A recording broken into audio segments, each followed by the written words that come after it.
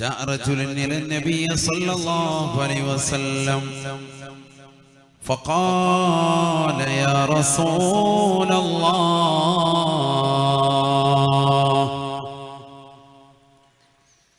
ഹബീബായ റസൂലുള്ളാഹി സ്വല്ലല്ലാഹു അലൈഹി വസല്ലമ തങ്ങളുടെ അടുക്കലേക്ക് ഒരു മനുഷ്യൻ കടന്നു വന്നുകൊണ്ട് നബിയോട് ചോദിക്കുകയാണ്, യാ റസൂലല്ലാഹ്,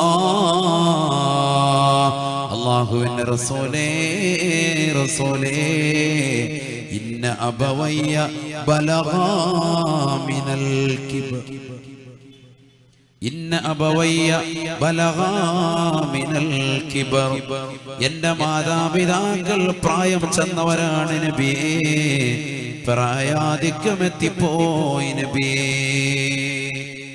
എനിക്ക് നല്ല പ്രായം ചെന്ന മാതാപിതാക്കളുണ്ട്, വാർദ്ധക്യത്തിലെത്തിയ മാതാപിതാക്കളുണ്ട്. നല്ല ശ്രദ്ധിക്കണം കേട്ടോ, നല്ലതുപോലെ ശ്രദ്ധയുണ്ടാവും. നബി സല്ലല്ലാഹു അലൈഹി വസല്ലമ തങ്ങളുടെ അടുക്കൽ ഒരു മനുഷ്യൻ വന്നുകൊണ്ട് പറയുക, എനിക്ക് പ്രായം ചെന്ന മാതാപിതാക്കളുണ്ട്. വഇന്നീ ഔലി മിൻഹുമാ മാ വലിയ മിനസ്സിഗരി, അല്ലാഹുവിന്റെ റസൂലേ റസൂലേ, എന്റെ മാതാപിതാക്കൾ എനിക്ക് വേണ്ടി ചെറുപ്പത്തിൽ നൽകിയ സ്നേഹത്തിന് പകരമായി, പരിലാളനകൾക്ക് പകരമായി ഞാൻ അവർക്ക് ഭക്ഷണം നൽകുന്നുണ്ട് നബിയേ. ഇന്ന് ഞാൻ കഴിവുള്ളവനാണ്, ഇന്ന് ഞാൻ നാട്ടിൽ അറിയപ്പെട്ട പ്രമാണിയാണ്, ഇന്ന് ഞാൻ സമ്പന്നനാണ്, സമ്പന്നതയുടെ സമുദായത്തിൽ ജീവിക്കുന്നവനാണ്, ഉത്തുംഗമാകുന്ന മേഖലയിലേക്ക് അല്ലാഹു എന്നെ ഉയർത്തിയിട്ടുണ്ട്. ഔലി മിൻഹുമാ മാ വലിയ മിനസ്സിഗരി, എന്റെ പ്രിയപ്പെട്ട മാതാപിതാക്കൾ എനിക്ക് വേണ്ടി ചെറുപ്പത്തിൽ നൽകിയ സ്നേഹത്തിന് പകരമായി, എന്നെ താരാട്ട് പാട്ടിയതിന് പകരമായി, എനിക്ക് അന്നം നൽകിയതിന് പകരമായി, എന്നെ തൊട്ടിലിട്ടാട്ടിയതിന് പകരമായി, ഇന്നവർക്ക് സുന്ദരമായ വീട് ഞാൻ കൊടുത്തു നബിയേ, കോൺക്രീറ്റ് സൗധത്തിൽ ഉറക്കിയ നബിയേ, നല്ല ഭക്ഷണം നൽകുന്നുണ്ട് നബിയേ, നല്ല പാനീയങ്ങൾ കൊടുക്കുന്നുണ്ട് നബിയേ. ഫഹൽ ഖളൈതു ഹഖഹുമാ,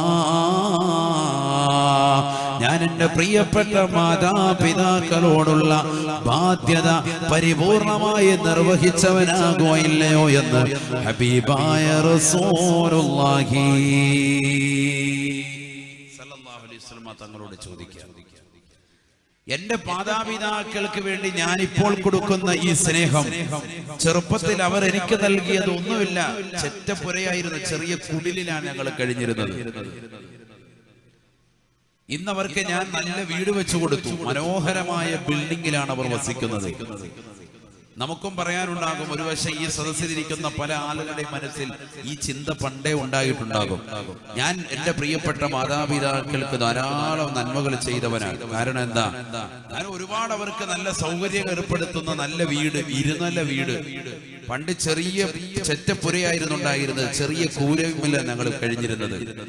ഇന്ന് ആ വീടൊക്കെ പൊളിച്ച് 10 കൊല്ലം ഗൾഫിൽ നിന്ന് വന്നപ്പോ നീ ആ വീടൊക്കെ JCBക്ക് തള്ളിയിട്ടിട്ട് മനോഹരമായ ബിൽഡിംഗ് നീ പണിതു, 3 നിലയ്ക്ക് വീട് പണിതു. 3ാമത്തെ നിലയിൽ ഉമ്മയെ കൊണ്ടുപോയി കിടത്തുന്നു, ലിഫ്റ്റാണ്, ലിഫ്റ്റിൽ ഉമ്മയെ കയറ്റി 3ാമത്തെ നിലയിൽ. ഞാൻ ഉപ്പള ഭാഗത്ത് ഒരു മുസ്ലിം സഹോദരന്റെ വീട്ടിൽ പോയി. അല്ലാഹു ആ സഹോദരന് നമുക്കൊക്കെ അല്ലാഹു ബറക്കത്ത് നൽകട്ടെ. 3 നിലയാണ് വീട്, 3ാമത്തെ നിലയിലാണ് ഉമ്മാക്ക് സൗകര്യം ചെയ്തിട്ടുള്ളത്. ഉമ്മയും മക്കളും ഒക്കെ, അഥവാ ഉമ്മാടെ ജോലിക്കാരും ഒക്കെ 3ാമത്തെ നിലയിലാണ്. താഴേന്ന് ഉമ്മാക്ക് വീൽ ചെയർ ആണുള്ളത്, ഉമ്മാക്ക് വീൽ ചെയർ കൊടുത്തിട്ടുണ്ട്, നല്ല ഓട്ടോമാറ്റിക് ആണ്, സ്വിച്ച് ഇട്ടാൽ മതി, നല്ല നീങ്ങും. ആ വീൽ ചെയറുമായി അവർ നേരെ ചെല്ലും. നേരെ മുകളിലത്തെ റൂമിൽ നിന്ന് നേരെ ലിഫ്റ്റ് ഉണ്ട്, ലിഫ്റ്റിന്റെ ഭാഗത്ത് ചെല്ലും, ലിഫ്റ്റിന് നിൽക്കും, ലിഫ്റ്റിലേക്ക് കയറും, ലിഫ്റ്റിൽ താഴെ തന്നെ വന്ന് നിൽക്കും.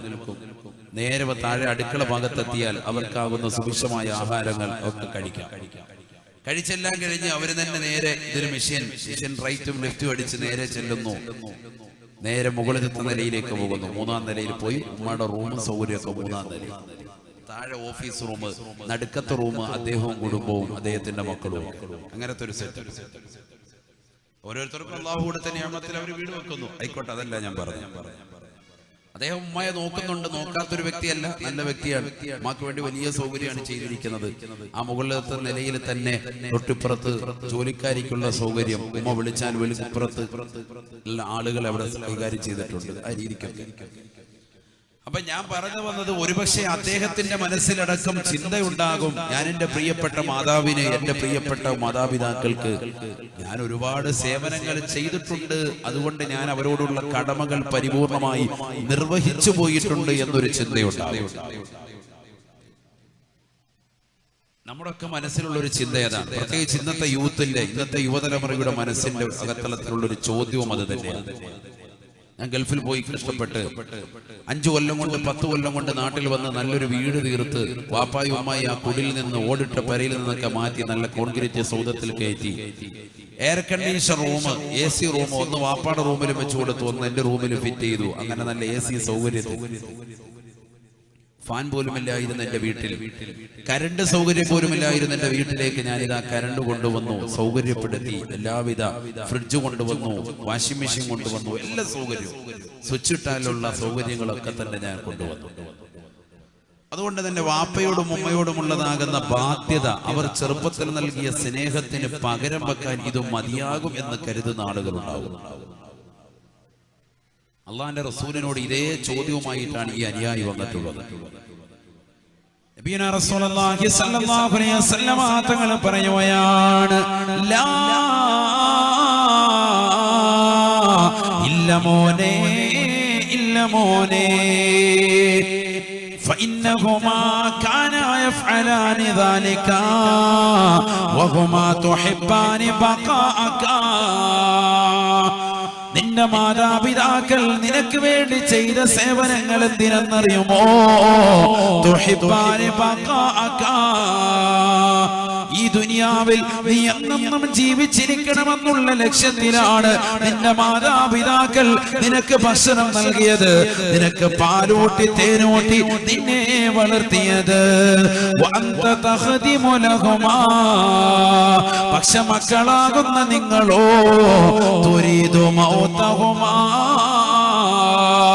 വാപ്പാക്കും അമ്മാക്കും ഖിദ്മത്തെടുക്കുമ്പോ, അവർക്ക് സേവനം ചെയ്യുമ്പോ മനസ്സിലുള്ള ഉദ്ദേശം എങ്ങനെയെങ്കിലും ഈ മാതാപിതാക്കൾ മരിച്ചാൽ മതിയായിരുന്നു. അല്ലാഹ് വാപ്പയും ഉമ്മയും മരിക്കണമെന്നുള്ള നീയത്താണ് ഈ ദുനിയാവിന്റെ മക്കൾക്കുള്ളത്.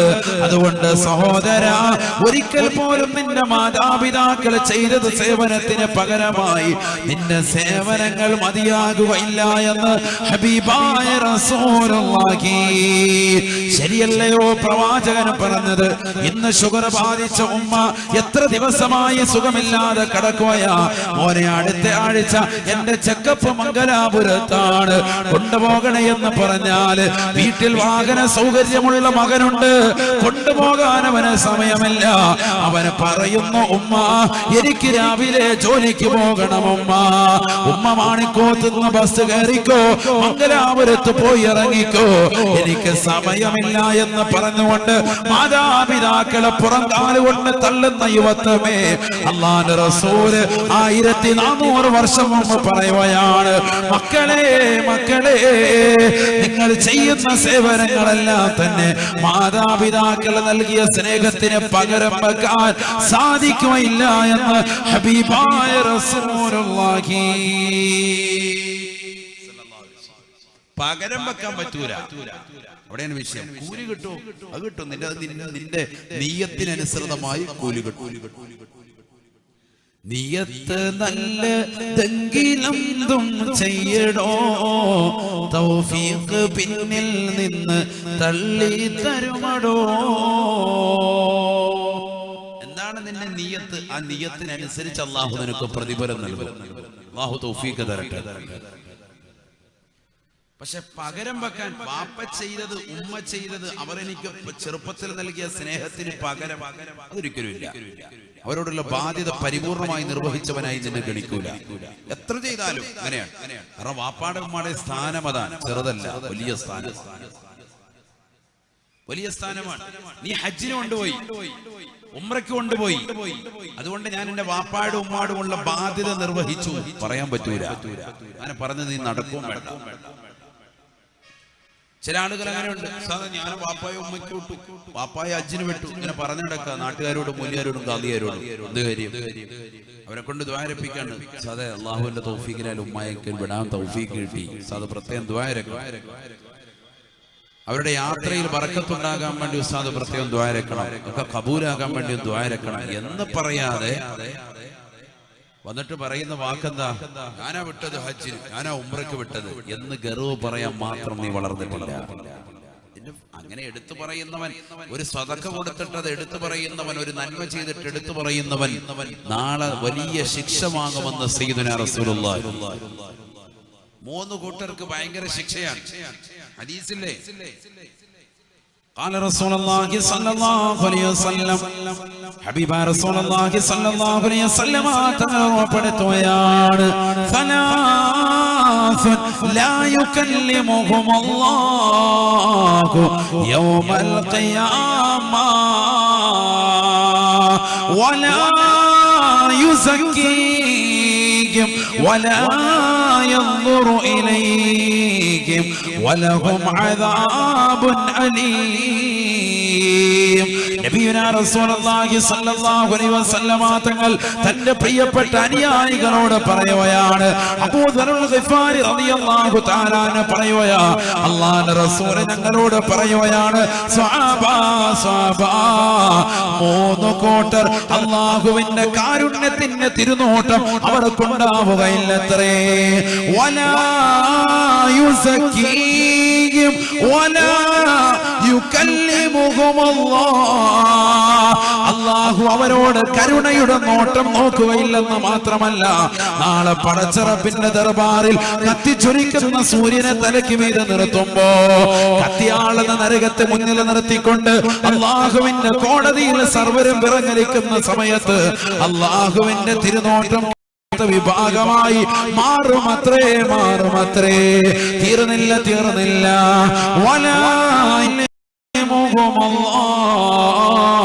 അല്ലാഹു അവരോട് കാരുണ്യത്തിന്റെ സംസാരം സംസാരിക്കുകയില്ല. വലഹും അദാബുൻ അലീം, അവർക്ക് വേദനാജനകമായ ശിക്ഷയുണ്ട് എന്ന് ഹബീബായ റസൂലുള്ളാഹി. അബൂ ദറുൽ ഗിഫാരി റളിയല്ലാഹു തആല അൻഹു അല്ലാഹുവിന്റെ റസൂൽ ഇത് പറഞ്ഞു തീർന്നപ്പോ അല്ലാഹുവിന്റെ റസൂലിന്റെ മുന്നിൽ വെച്ചുകൊണ്ട് പറയുകയാ, ഖാബൂ ഖസിറൂ യാ റസൂലല്ലാഹ്. നബിയേ അവർ പരാജയപ്പെട്ടല്ലോ നബിയേ, നബിയേ. ആ 3 കൂട്ടർ ആരാണ്? റസൂലേ 3 കൂട്ടർ നാളെ മഹ്ശറയിൽ ഖേദിക്കേണ്ടി വരുമേ, അവർ തീർച്ചയായും അദാബിലാണ് എന്ന് അല്ലാഹുവിന്റെ റസൂൽ പറഞ്ഞപ്പോ അബൂ ദറുൽ ഗിഫാരി തങ്ങൾ പറയുകയാണ്, മൻഹും യാ റസൂലല്ലാഹ്. ആ പരാജയപ്പെട്ട വിഭാഗങ്ങൾ ആരാണ് റസൂലേ? അല്ലാഹുവിന്റെ റസൂൽ ആദ്യമായി പറഞ്ഞത് അൽ മുബ്ലിസൂ, നെരിയാണിക്ക് താഴെ വസ്ത്രം ധരിക്കുന്നവരുണ്ടോ? നെരിയാണിക്ക് താഴെ വസ്ത്രം ധരിച്ചുകൊണ്ട് നടക്കുന്നവരുണ്ടോ? ഈ ദുനിയാവിൽ എത്ര വാഴ കേട്ടാലും ഒരു കാതിലൂടെ കേട്ട് മറുകാതിലൂടെ കടത്തിവിടുന്നതായ പുരുഷന്മാരെ മുണ്ട് നിലത്തോടി വലിച്ചഴച്ച് നടക്കുന്നവരെ, ഉടുത്തിരിക്കുന്ന തുണി നെരിയാണിക്ക് താഴെ ഉടുക്കുന്നവരെ, അവന്റെ പാൻസ് നെരിയാണിക്ക് താഴോട്ടാണ് എങ്കിൽ നാളെ പടച്ചറപ്പിന്റെ ദർബാറിൽ അല്ലാഹുവിന്റെ കോടതിയിൽ നിനക്ക് ശിക്ഷയാണ്. അല്ലാഹു കാത്തിരക്ഷിക്കട്ടെ. കാര്യമൊന്നുമില്ല, നെരിയാണിക്ക് താഴെ തുണി പോയതാ. 3 കൂട്ടർ നാളെ മഹ്ശറിൽ വലിയ അദാബാണ്. സയ്യിദുനാ റസൂലുള്ളാഹി. അല്ലാഹു നമ്മളെ കാത്തിരക്ഷിക്കട്ടെ. അതിൽ ആദ്യം പറഞ്ഞതാ നെരിയാണിക്ക് താഴെ വസ്ത്രം ധരിക്കുന്നവൻ. അല്ലാഹു നമ്മളെ കൂട്ടത്തിൽ നിന്ന് കാക്കട്ടെ. ഇപ്പോഴുമുണ്ട് കാരണവന്മാർ, ഇപ്പോഴുമുണ്ട് 60, 70, 90 വയസ്സെത്തിയിട്ടുണ്ടാകും. പക്ഷെ ഇങ്ങനെ തുണി ഇങ്ങനെ നിലത്തൂടി വലിച്ചടിച്ചു കൊടുക്കും. എത്ര കൊല്ലമായി ഇങ്ങനെ നടക്കുന്നു. അള്ളാഹു കാക്കട്ടെ. നാളെ മഹ്ശറിൽ അള്ളാഹു അവരിലേക്ക് കാരുണ്യത്തിന്റെ ഒരു നോട്ടം നോക്കൂല. അള്ളാഹു അവരോട് സംസാരിക്കുകയില്ല. വലഹും അദാബുൻ അലീം, വേദനാജനകമായ ശിക്ഷ അവർക്കുണ്ട് എന്ന് ആദരമായ സയ്യിദുനാ റസൂലുള്ളാഹി. അള്ളാഹു നമ്മളെ കാത്തുരക്ഷിക്കട്ടെ.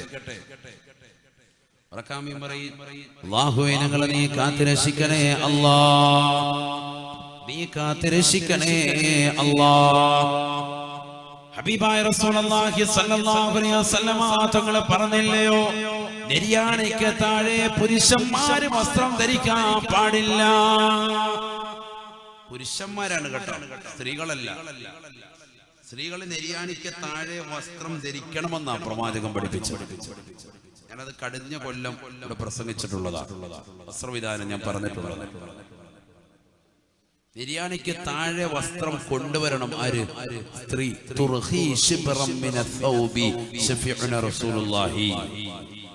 സ്ത്രീ അവളുടെ നെര്യാണിക്ക് താഴോട്ട് വസ്ത്രം കൊണ്ടുവരണേ സയ്യിദുനാ റസൂലുള്ളാഹി.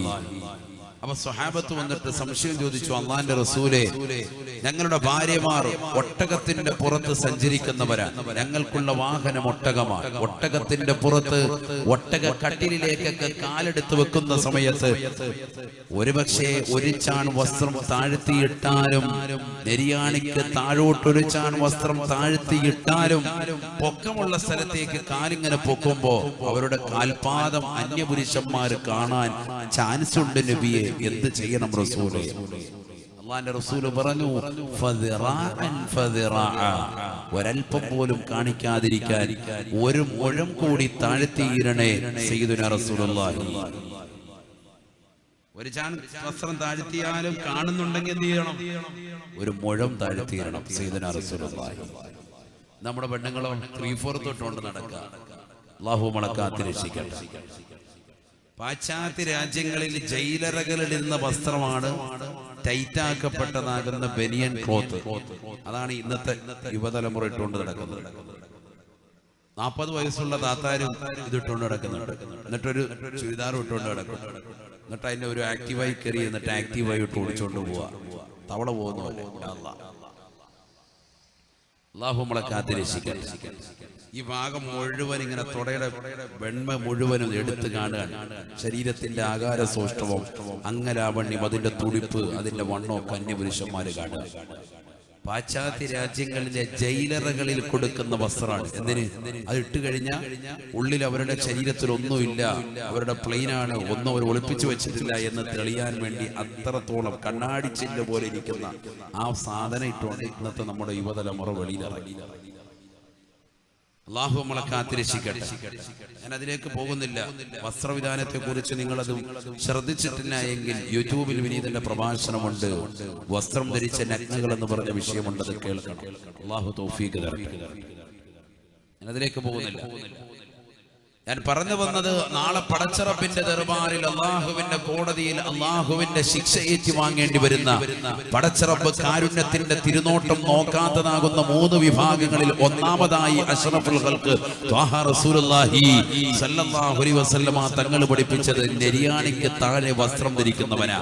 പാൻസ് ധരിക്കുന്ന ചെറുപ്പക്കാരൻ നിസ്കരിക്കാൻ വേണ്ടിയുള്ള സമയത്ത് മാത്രം മടക്കി വെച്ചത് കൊണ്ട് കാര്യമില്ല. മനസ്സിലാക്കണം. മിക്ക ചെറുപ്പക്കാരും എങ്ങനെയാണ്? നിസ്കരിക്കുന്ന സമയത്ത് മാത്രം മടക്കി വെക്കും, പള്ളി കയറുന്ന സമയത്ത്. അത് കഴിയുമ്പോൾ വീണ്ടും അഴിച്ചു വെക്കും. നിസ്കരിക്കുന്ന സമയത്ത് അണ്ടർവെയറിന്റെ വള്ളി എല്ലാം കൂടെ പിടിച്ചിട്ട് കാക്ക ഉടുത്ത് റെഡിയാക്കി തുണി ഉടുത്തു വെക്കും. പിന്നെ ഇത് കഴിയുമ്പോഴത്തേക്ക് വീണ്ടും അഴിച്ചിടും. ഇന്നല്ലാഹ ലാ യഖ്ബലു സ്വലാത്ത റജുലിൻ മുസ്ബിലിൻ ഇസാറ ശഫീഉന റസൂലുള്ളാഹി. നെര്യാണിക്ക് താഴെ വസ്ത്രം ധരിക്കുന്ന ആളുടെ നമസ്കാരം അല്ലാഹു സ്വീകരിക്കുകയില്ല. നിസ്കാരത്തിൽ മാത്രമല്ല, നിസ്കാരത്തിൽ അല്ലാത്തപ്പോഴും അവൻ ആ രീതി അവലംബിച്ചാൽ അവന്റെ നമസ്കാരം സ്വീകരിക്കില്ല എന്ന് ഈ ഹദീസ് വിശദീകരിച്ചുകൊണ്ട് ഇമാം നവവി റഹ്മത്തുള്ളാഹി അലൈഹി ശറഹ് മുസ്ലിമിൽ രേഖപ്പെടുത്തിയതായി കാണാം. അല്ലാഹു നമ്മളെ കാത്തുരക്ഷിക്കട്ടെ. അഥവാ നിസ്കരിക്കുന്ന സമയത്ത് ഒരു വ്യക്തി ഉയർത്തു വെച്ചു, നിസ്കാരം കഴിഞ്ഞപ്പോൾ അഴിച്ചിട്ടു എങ്കിൽ അവന്റെ നമസ്കാരം സ്വീകരിക്കൂല. എപ്പോഴും നെര്യാണിക്ക് മുകളിലായിരിക്കണം അവന്റെ വസ്ത്രവിധാനം, പുരുഷന്റെ. അല്ലാഹു തൗഫീഖ് തരട്ടെ. അല്ലെങ്കിൽ എന്താണ്? ആഖിറത്തിൽ അദാബാണ്. വലഹും അദാബ് വേദനാജനകമായ ശിക്ഷ അവനുണ്ട് എന്ന് ഹബീബുനാ റസൂലുള്ളാഹി.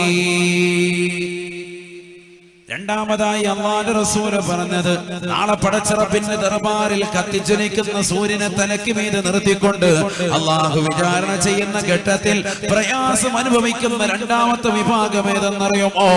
അൽ മന്നാൻ. ഈ ദുനിയാവിൽ സ്വതക്ക ചെയ്തിട്ട് എടുത്തു പറയുന്നവനാണ്, പാവങ്ങളുടെ കണ്ണീരൊപ്പിയിട്ട് എടുത്തു പറയുന്നവനാണ്, കടം കൊടുക്കുന്ന കടം വീട്ടാൻ വേണ്ടി പ്രയാസപ്പെടുന്നവന്റെ കടം തീർത്തു കൊടുത്തിട്ട് ഞാനാണ് അവന് കടം തീർത്തു കൊടുത്തത് എന്ന് 10 പേരോട് വിളിച്ചു പറയുന്നവനാണ്. ഞാൻ ചെയ്ത സദഖകൾ എടുത്തു പറയണേ എന്ന് പറഞ്ഞുകൊണ്ട് ഖാദി ആരോട് നിർബന്ധം ചൊലുത്തുന്നവനാണ്. അഥവാ ജനങ്ങളെ കാണിക്കാൻ വേണ്ടി സദഖ കൊടുക്കുന്നവനെ അൽ മന്നാൻ. സദഖ കൊടുത്തിട്ട് അത് എടുത്തു പറയുന്നവൻ നാളെ അല്ലാഹുവിന്റെ കോടതിയിൽ ശിക്ഷ വാങ്ങുമേ എന്ന് ഹബീബുനാ ശഫീഉനാ റസൂലുള്ളാഹി. മാതാപിതാക്കളെ ഹജ്ജ് ചെയ്യിപ്പിച്ചവനാണ്, ഉംറ നിർവഹിപ്പിച്ചവനാണ്. അല്ലാഹു അവന് നൽകിയ പണം അത് മാതാപിതാക്കളുടെ പ്രാർത്ഥന മൂലം കിട്ടിയ ജോലിയാ. അതിലൂടെയാണ് അവൻ അവരെ പരിശുദ്ധമായ ഹജ്ജിന് വേണ്ടി കൊണ്ടുപോയിട്ടുള്ളത്, പരിശുദ്ധമായ ഉംറയ്ക്ക് കൊണ്ടുപോയിട്ടുള്ളത്.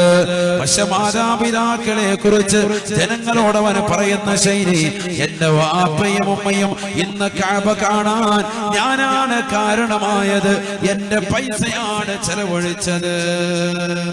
അൽ മന്നാൻ എടുത്തു പറയുന്നവരാണ്. അല്ലാഹു നമ്മളെ കൂട്ടത്തിൽ നിന്ന് കാക്കട്ടെ. അത് പറഞ്ഞ് നീ നടക്കണ്ട, അതൊക്കെ എല്ലാവർക്കും അറിയാവുന്ന കേസ് കേട്ടാ, നീ എടുത്തു പറയണ്ട. അവന് നാളെ മഹ്ശറിൽ ഖേദിക്കേണ്ടി വരും. വലിയ അദാബാൻ. മൂന്നാമത്തെ വിഭാഗം 3 കൂട്ടരാണ് മഹ്ശറിൽ ഇടങ്ങേറുണ്ടാകുക. മൂന്നാമതായി ഹബീബായ റസൂലുള്ളാഹി സ്വല്ലല്ലാഹു അലൈഹി വസല്ലം തങ്ങൾ പറയുകയാണ്, والمنفق سلعته بالحلف الكاذب. കള്ള സത്യം ചെയ്തുകൊണ്ട് സാധനങ്ങളെ വിറ്റഴിക്കുന്നതായ കച്ചവടക്കാരില്ലയോ അവർക്ക് നാശമാണ് നാശമാണ് എന്ന് ഹബീബായ റസൂലുള്ളാഹി. കള്ളസത്യം ചെയ്തിട്ട് സാധനങ്ങളെ വിറ്റഴിക്കാം. വല്ലാഹി ഇത് സൂപ്പർ ഐറ്റം ആണെന്ന് പറഞ്ഞ് ക്വാളിറ്റി ഇല്ലാത്ത സാധനത്തെ വിറ്റഴിക്കാം. അത് ഏത് സാധനമായാലും അദാബാണ്. ക്വാളിറ്റി അതിനില്ല എങ്കിൽ ഒരാൾ പറയാൻ, ഇപ്പൊ ഇത് ഫ്ലാസ്ക് കാണിച്ച് ഈ ഫ്ലാസ്ക് കാണിച്ചിട്ട് പറയാം, ഈ ഫ്ലാസ്ക് വിൽക്കാണ്, നിങ്ങൾക്ക് വിൽക്കാണ്. സൂപ്പർ സാധനമാണ്. ചൂടുള്ള അതിനകത്തോട്ട് ഒഴിച്ചു വെച്ച് കഴിഞ്ഞാൽ അല്ലാഹു ഒരിക്കലും ചൂട് മാറൂല, 10 ദിവസം വരെ ചൂടങ്ങനെ നിൽക്കും എന്ന് പറയാം.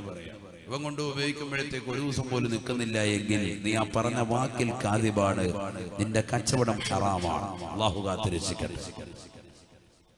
ആ പൈസ നിനക്ക് ഹറാമാണ്. കച്ചവടമൊക്കെ ചെയ്യുന്ന കച്ചവടക്കാര് ശ്രദ്ധിച്ചോ, നിസാരമല്ല കച്ചവടം.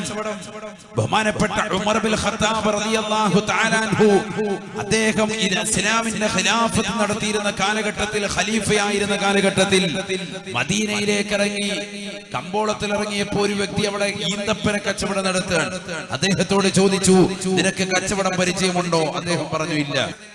ഈ കച്ചവടം അതിലുള്ളതാകുന്ന കൂട്ടുകച്ചവടം അത് ചെയ്തു കഴിഞ്ഞാൽ അത് ഏത് രീതിയിലാകും? ഇസ്ലാമികമായിട്ട് ഞാൻ ഈ നടത്തുന്ന കച്ചവടം അത് നടിയെ കിട്ടുമെന്ന് നോക്കുക. സീരിയല് നടിയുണ്ടോ എന്ന് നോക്കുക. ആരാ നോക്കുന്നത്? നാട്ടില് പള്ളിയിലെ പ്രസിഡന്റ് ആയിരിക്കും, ഇല്ലേ പള്ളിയിലെ സെക്രട്ടറി ആയിരിക്കും, നാട്ടിൽ വലിയ അറിയപ്പെട്ട ഹാജിയാരായിരിക്കും, നാട്ടിലെ വലിയ സമുന്ന വ്യക്തിത്വമായിരിക്കും. ഹജ്ജ് ഒരുപാട് ചെയ്ത ഹാജിയാരാ, തലയിൽ തൊപ്പി ഊരിയിട്ടുണ്ടാവൂല. പക്ഷെ സണ്ണി ലിയോന്റെ കൂടെ എന്നിട്ട് ഒരു ഫോട്ടോ എടുത്തില്ലെങ്കിൽ മൂപ്പർക്ക് മരിക്കുന്നതിന് മുമ്പ് വലിയ വിഷമോ. അതുകൊണ്ടെന്താ, ഏതെങ്കിലും ഒരു സിനിമാ നടിയോ സീരിയൽ നടിയോ നോക്കിയിട്ട് സമസ്തയുടെ പണ്ഡിതന്മാരെ ഒന്നും കൊണ്ടുവരാതെ ഇത്തരത്തിലുള്ള നടിമാരെ കൊണ്ടുവന്ന് ഉദ്ഘാടിക്കുക. പിന്നെ ഉസ്താദുമാരെ കൊണ്ടുവരും. എപ്പോഴാണ് കൊണ്ടുവരുന്നത്? രാവിലെ സുബഹി കഴിഞ്ഞിട്ട് ഏതെങ്കിലും പാട്ടിലെ പള്ളിയിലെ ഖത്തീബിനെ അല്ലെങ്കിൽ മൂലിയാരെ മുത്തല്ലിം കുട്ടികളെ കൊണ്ടുവന്ന് കടയുടെ ഷട്ടർ 4% താഴ്ത്തിയിട്ടിട്ട് അതിനടിയിൽ കൂടെ എഴഞ്ഞു കയറിക്കോളം പറയാ. എഴഞ്ഞു കയറണം, പൊക്കിക്കയറാൻ പറ്റൂല. പൊക്കിക്കയറുന്നതാരാ? സണ്ണീലിയാണ്. അതുകൊണ്ട് പൊക്കിക്കയറാൻ പറ്റും. അതുകൊണ്ട് ഉസ്താദ് അടിയിൽ കൂടെ എഴഞ്ഞു കയറുക. സമസ്തയുടെ വലിയ പണ്ഡിതനായിരിക്കും, പക്ഷെ പണ്ഡിതനായിട്ട് കാര്യമില്ല, കുണ്ഠിതപ്പെട്ടേ പറ്റുള്ളൂ. ഇവിടെ വില ആർക്കാ ഉള്ളത്? പെണ്ണുങ്ങൾക്കാ വില. സിനിമ നടിക്കാൻ. സിനിമാ നടനാണ്.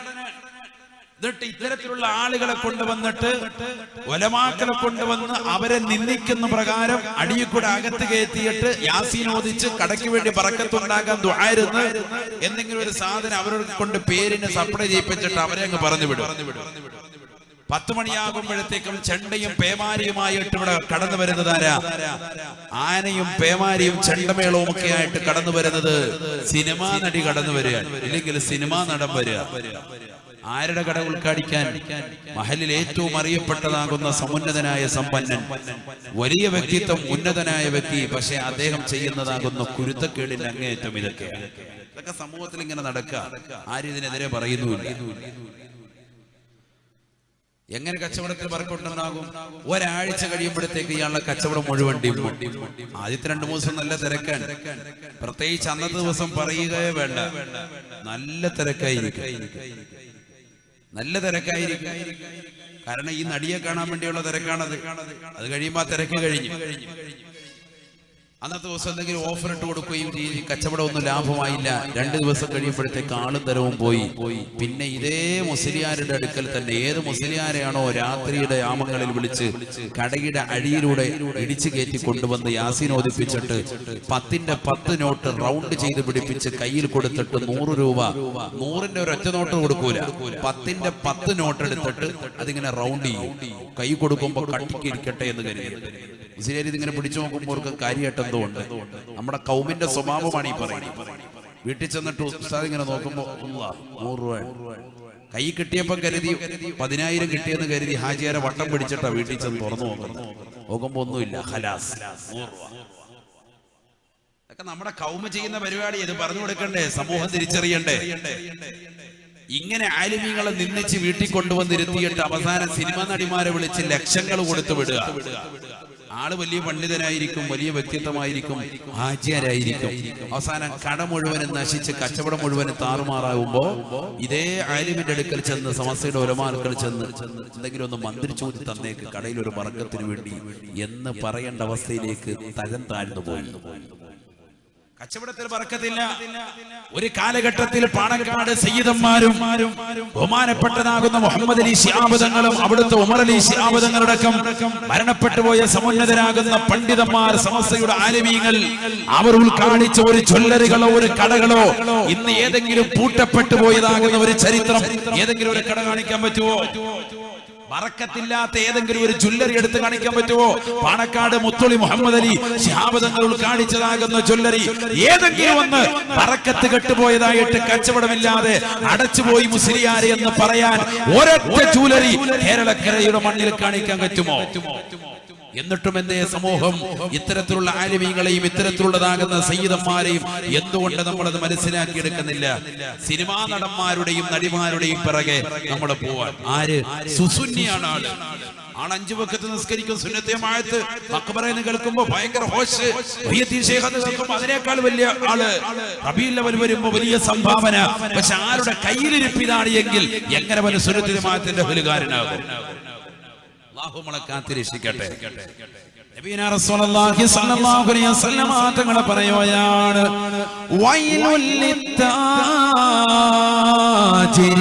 ബിലാ വല്ലാഹ് വലാ വല്ലാഹ്. കച്ചവടക്കാരെ, കച്ചവടം ചെയ്യുന്ന സഹോദരങ്ങളെ, പരിശുദ്ധമാക്കപ്പെട്ടതാകുന്ന ദിനങ്ങളിൽ പോലും കച്ചവടം ചെയ്യുന്ന പ്രിയപ്പെട്ട മുസ്ലിമീങ്ങളെ, മുസ്ലിം സഹോദരങ്ങളെ, പഠിച്ചു വെക്കണേ. അള്ളാഹുവിനെ തന്നെയാണ് സത്യം. ഇത് നല്ല ക്വാളിറ്റി ഉള്ളതാണെന്ന് പറഞ്ഞുകൊണ്ട് നിങ്ങൾ കൊടുക്കുന്ന സാധനത്തിന് ആ ക്വാളിറ്റി ഇല്ല എങ്കിൽ വൈലുൽ ലിത്താജിരി ബിലാ വല്ലാഹ് വലാ വല്ലാഹ്, അവന് നാശമാണ് എന്ന്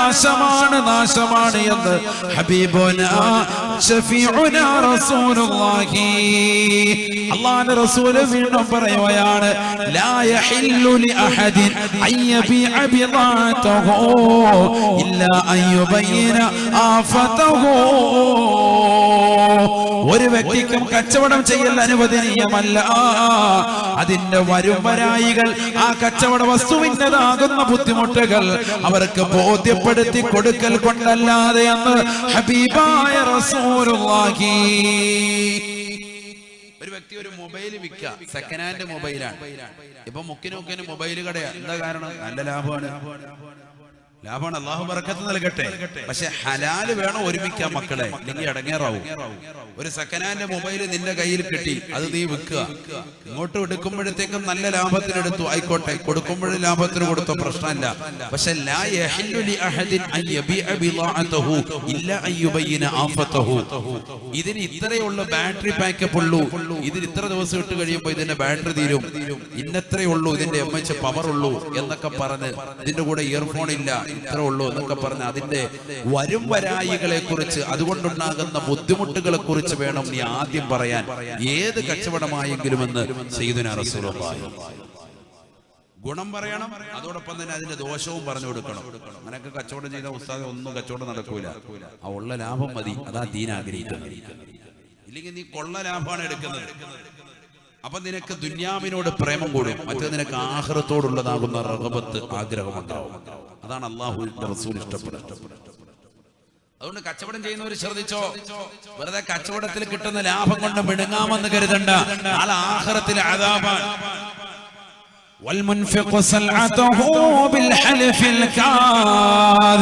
കള്ളസത്യം ചെയ്തുകൊണ്ട് സാധനങ്ങൾ വിറ്റഴിക്കുന്നവർക്ക് നാളെ നരകീയമായ ശിക്ഷയുണ്ട് എന്ന് ഹബീബായ റസൂലുള്ളാഹി.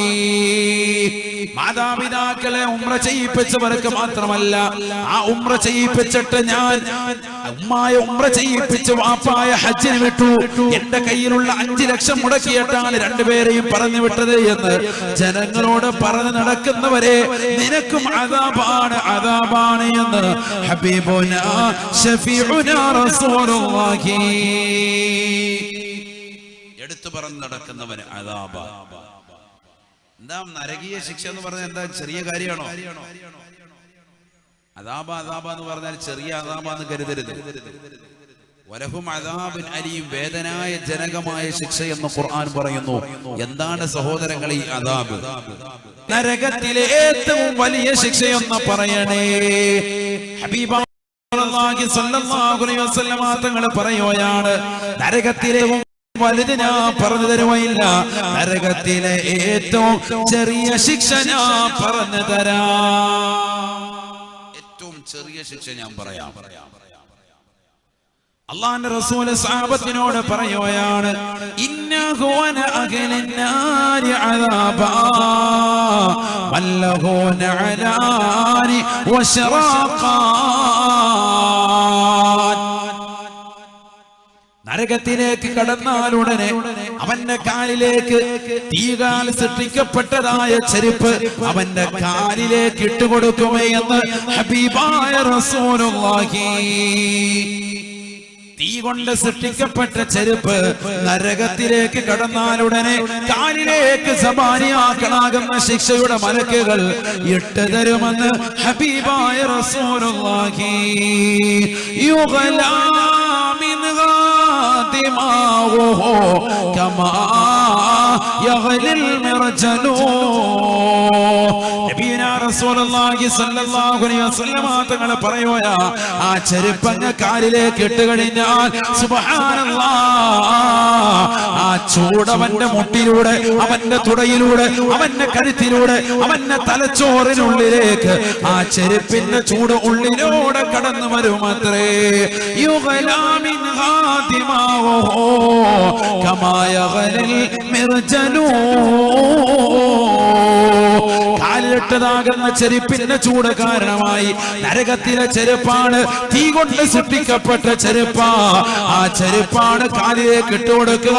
നരകത്തിലെ ഏറ്റവും ചെറിയ ശിക്ഷയാണ് ഈ ചെരുപ്പ് അവന്റെ കാലിലേക്ക് ഇട്ടതിന്റെ കാരണമായി അതിന്റെ ചൂടവന്റെ മുട്ടിലൂടെ, തുടയിലൂടെ, കഴുത്തിലൂടെ അവന്റെ തലച്ചോറിനുള്ളിലേക്ക് വന്നിട്ട് സെക്കൻഡിനുള്ളിൽ തലച്ചോറ് വെന്തുരുകി പുറത്തു വരുമേ എന്ന് ഹബീബുനാ ശഫീഉനാ റസൂലുള്ളാഹി. റസൂലുള്ളാഹി. ഈ ദുനിയാവിൽ കള്ളസത്യം ചെയ്തുകൊണ്ട് കച്ചവടം നടത്തുന്നവരെ മാതാപിതാക്കളെ ഹജ്ജ് ചെയ്യിച്ചു, അവർക്ക് ഞാൻ വീട് വെച്ചു കൊടുത്തു, അവർക്ക് ഞാൻ നന്മ ചെയ്തു എന്ന് പറഞ്ഞുകൊണ്ട് ചെയ്തതാകുന്ന സ്വതക്കകളെ എടുത്തു പറഞ്ഞുകൊണ്ട് നടക്കുന്ന മുസ്ലിമേ മുസ്ലിമത്തെ, നാളെ പടച്ചറപ്പിന്റെ ദർബാറിൽ അല്ലാഹു നൽകുന്ന ശിക്ഷയാണ് വലഹും അദാബുൻ അലീം. വേദനാജനകമായ ശിക്ഷ അവർക്കുണ്ട് എന്ന് ഹബീബുനാ ശഫീഉനാ റസൂലുള്ളാഹി. അല്ലാഹു നമ്മളെ കാത്തുരക്ഷിക്കട്ടെ. ഏറ്റവും ചെറിയ ശിക്ഷയാണ് ഈ പറഞ്ഞത്. ഏത്? നരകത്തിലേക്ക് ചെല്ലുമ്പോ തീയാൽ പടക്കപ്പെട്ട ചെരുപ്പ് കാലിലേക്ക് ഇട്ടു.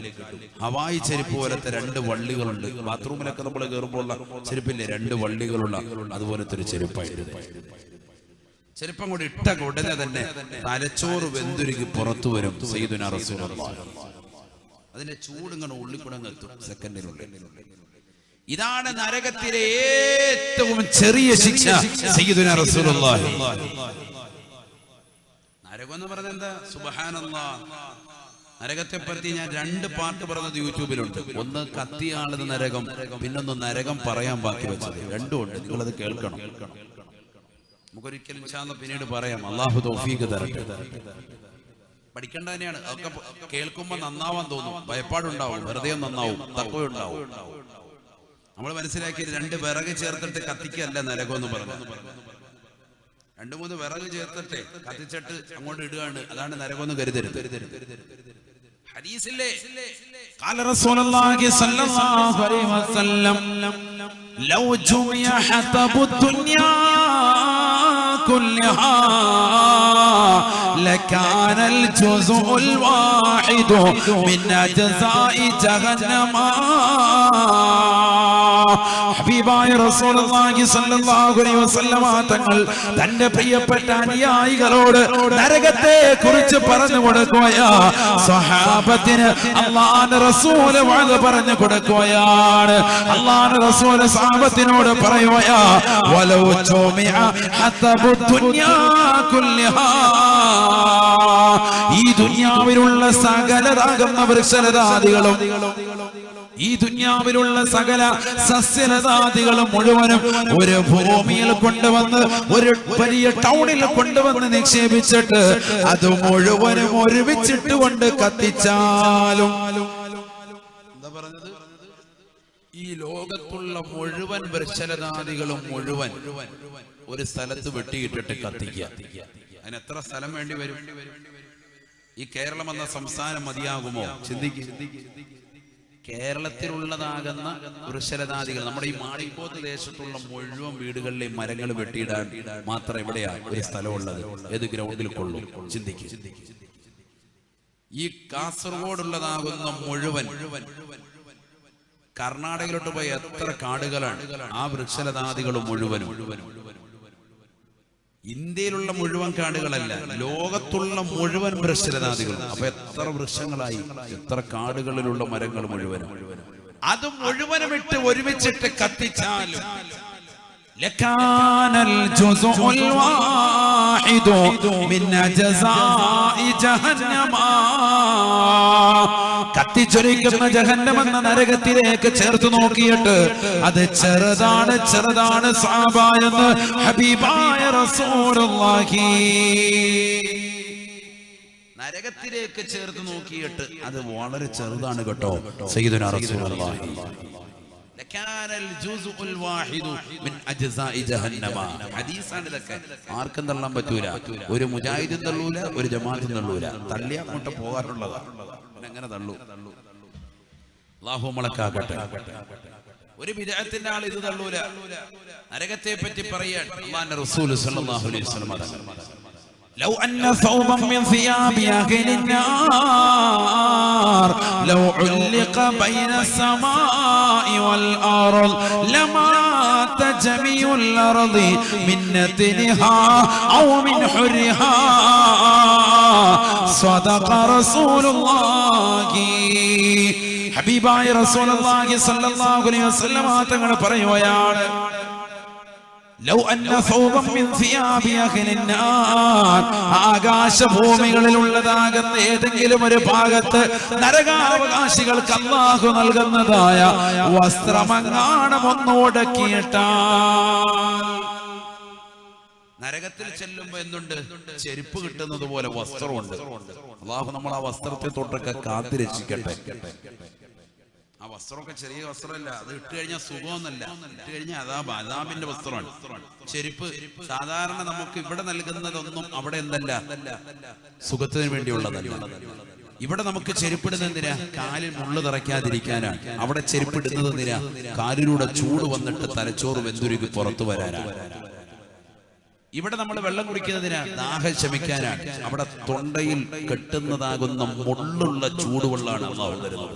മുള്ളുകൊണ്ട് ഇങ്ങനെ തൊണ്ട കീറി അത് കുടിച്ചു കഴിഞ്ഞാൽ പിന്ദ്വാരത്തിലൂടെ പുറത്തു വരുമെന്ന് സയ്യിദുനാ റസൂലുള്ളാഹി പരിശുദ്ധ ഖുർആനിൽ പറഞ്ഞിട്ടില്ലേ അല്ലാഹു?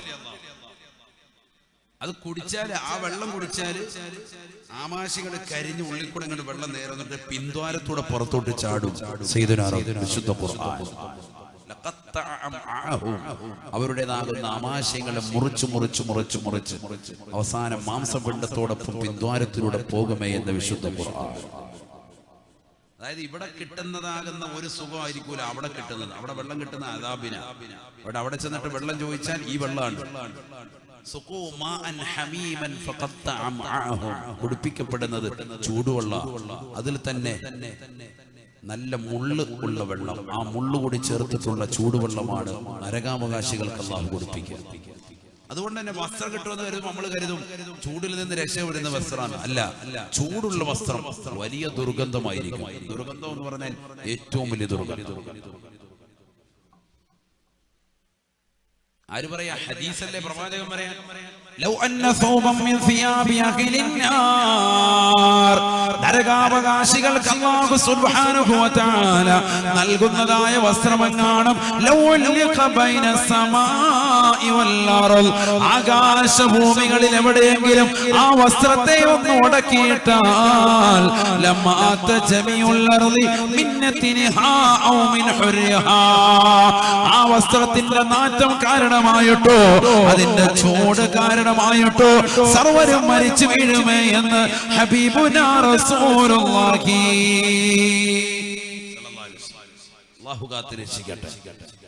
അതൊക്കെയാണ് നരകമെന്ന് പറയുന്നത്. ആ നരകത്തിലേക്ക് എറിയും. എന്ത്? ഈ ദുന്യാവിൽ ഞാൻ അത് ചെയ്തു, ഇത് ചെയ്തു, വാപ്പാക്ക് അത് ചെയ്തു കൊടുത്തു, ഇതിനാക്ക് ഇത് ചെയ്തു കൊടുത്തു എന്നൊക്കെ പറഞ്ഞാൽ നിനക്ക് അതാപാ. മനസ്സിലായിക്കോ? അതൊന്നും നിനക്കൊരിക്കലും മാതാപിതാക്കൾ ചെയ്തതിന് തത്തുല്യമാകാൻ പറ്റൂല. അവർക്ക് പകരം വെക്കാൻ പറ്റൂല. എന്ത് ചെയ്താലും, എന്ത് ചെയ്യിച്ചാലും പറ്റൂല. അതിന് പറ്റിയൊരു ചരിത്രം കേട്ടോ, നല്ലതുപോലെ ശ്രദ്ധിക്കും. أن ابن عمر رضي الله تعالى عنهما كان يطوف بالبيت فإذا رأى رجلا يمانيا. ബഹുമാനപ്പെട്ട ഉമർ ബിൻ ഖത്താബ് റളിയല്ലാഹു അൻഹുവിന്റെ മകൻ അബ്ദുല്ലാഹി ബിൻ ഉമർ റളിയല്ലാഹു അൻഹുമാ കാന യതൂഫു ബിൽ ബൈത്ത്, അദ്ദേഹം പരിശുദ്ധമായ കഅബ തവാഫ് ചെയ്തുകൊണ്ടിരിക്കുകയാണ്. ഉമർ റളിയല്ലാഹുവിന്റെ മകനാണ്. അദ്ദേഹം നോക്കുമ്പോ ഫഇദൻ റആ റജുലൻ യമാനിയ, യമൻകാരനായ ഒരു മനുഷ്യനെ അവിടെ കണ്ടു. ഹമല ഉമ്മഹു വറാഅ ലഹ്രിഹി, സ്വന്തം ഉമ്മയെ മുതുകിൽ വെച്ചുകൊണ്ട് തോളിൽ വെച്ചുകൊണ്ട് അദ്ദേഹം തവാഫ് ചെയ്യാൻ. എന്ത് കഷ്ടപ്പാടായിരിക്കും! ഒറ്റയ്ക്ക് തവാഫ് ചെയ്ത ആള് തന്നെ തവാഫ് കഴിയുമ്പോഴത്തേക്ക് റൂമിൽ പോയി കടന്നാൽ മതി. മുട്ടുവതിനെ എന്ന് പറയുന്ന സീസണാണ്. പിന്നെ അടുത്ത വക്കത്തിന് വരൂല, ആചാര്യ റൂമിൽ തന്നെ ഇരിക്കുക. ആചാര്യ തവാഫ് ചെയ്യണ്ട. ഇവിടുന്ന് പോകുമ്പോൾ ഉസ്താദിനോട് ഭയങ്കര സംഭവമായിട്ട് പറഞ്ഞു, നമുക്ക് 10 തവാഫ് ഒരു ദിവസം വെച്ച് ചെയ്യണം. അവിടെ പോയിട്ട് ഒരു തവാഫ് കഴിഞ്ഞിട്ട് പിന്നെ ആചാര്യ കാണുന്നില്ല. ആചാര്യ റൂം വിട്ട് ഇറങ്ങുന്നില്ല. റൂമിൽ തന്നെ AC റൂമിൽ റാഹത്തായിട്ട് വിറച്ചിരിക്കുക. പുറത്തോട്ട് ഞാനില്ല. നല്ല സുഖം. അല്ലാഹു നമ്മുടെ സാലിഹ്യങ്ങൾ ചേർത്ത് അനുഗ്രഹിക്കട്ടെ. ഇവിടുന്ന് പോകുമ്പോൾ അതൊന്നും അല്ലായിരുന്നു.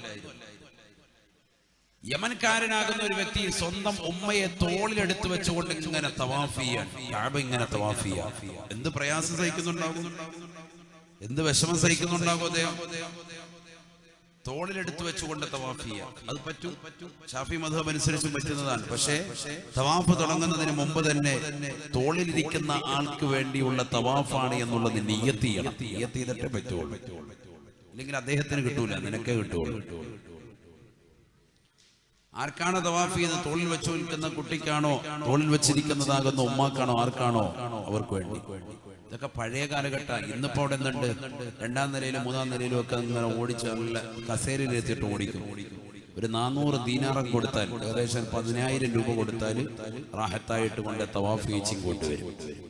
മാർ ഓടിക്കോളും. നമ്മൾ ഒരു തവാഫ് ചെയ്യുമ്പോൾ 7 എണ്ണം കഴിഞ്ഞിട്ടുണ്ടാവും. റൗണ്ട് ചെയ്യും, മുകളിലത്തെ നിലയെ കൊണ്ടിട്ട് ചെയ്യിക്കും. അപ്പൊ അതൊക്കെ സൗകര്യമായി. മുമ്പ് അങ്ങനെ ആരും ഇല്ല, അവനെ വന്ന് നോക്കാന്നുള്ളൂ. അപ്പൊ തോളിലെടുത്ത് വെച്ചിട്ട് ഇദ്ദേഹം തവാഫ് കഴിഞ്ഞിട്ട് തിരിച്ചു വന്നു. ആരുടെ അടുക്കൽ? അള്ളാന്റെ റസൂലിന്റെ പ്രിയപ്പെട്ട അനുയായിയാകുന്ന അബ്ദുല്ലാഹി ബിൻ ഉമർ റളിയല്ലാഹു അൻഹു, അഥവാ ഉമർ റളിയല്ലാഹു അൻഹു മകന്റെ അടുക്കൽ കടന്നു വന്നു.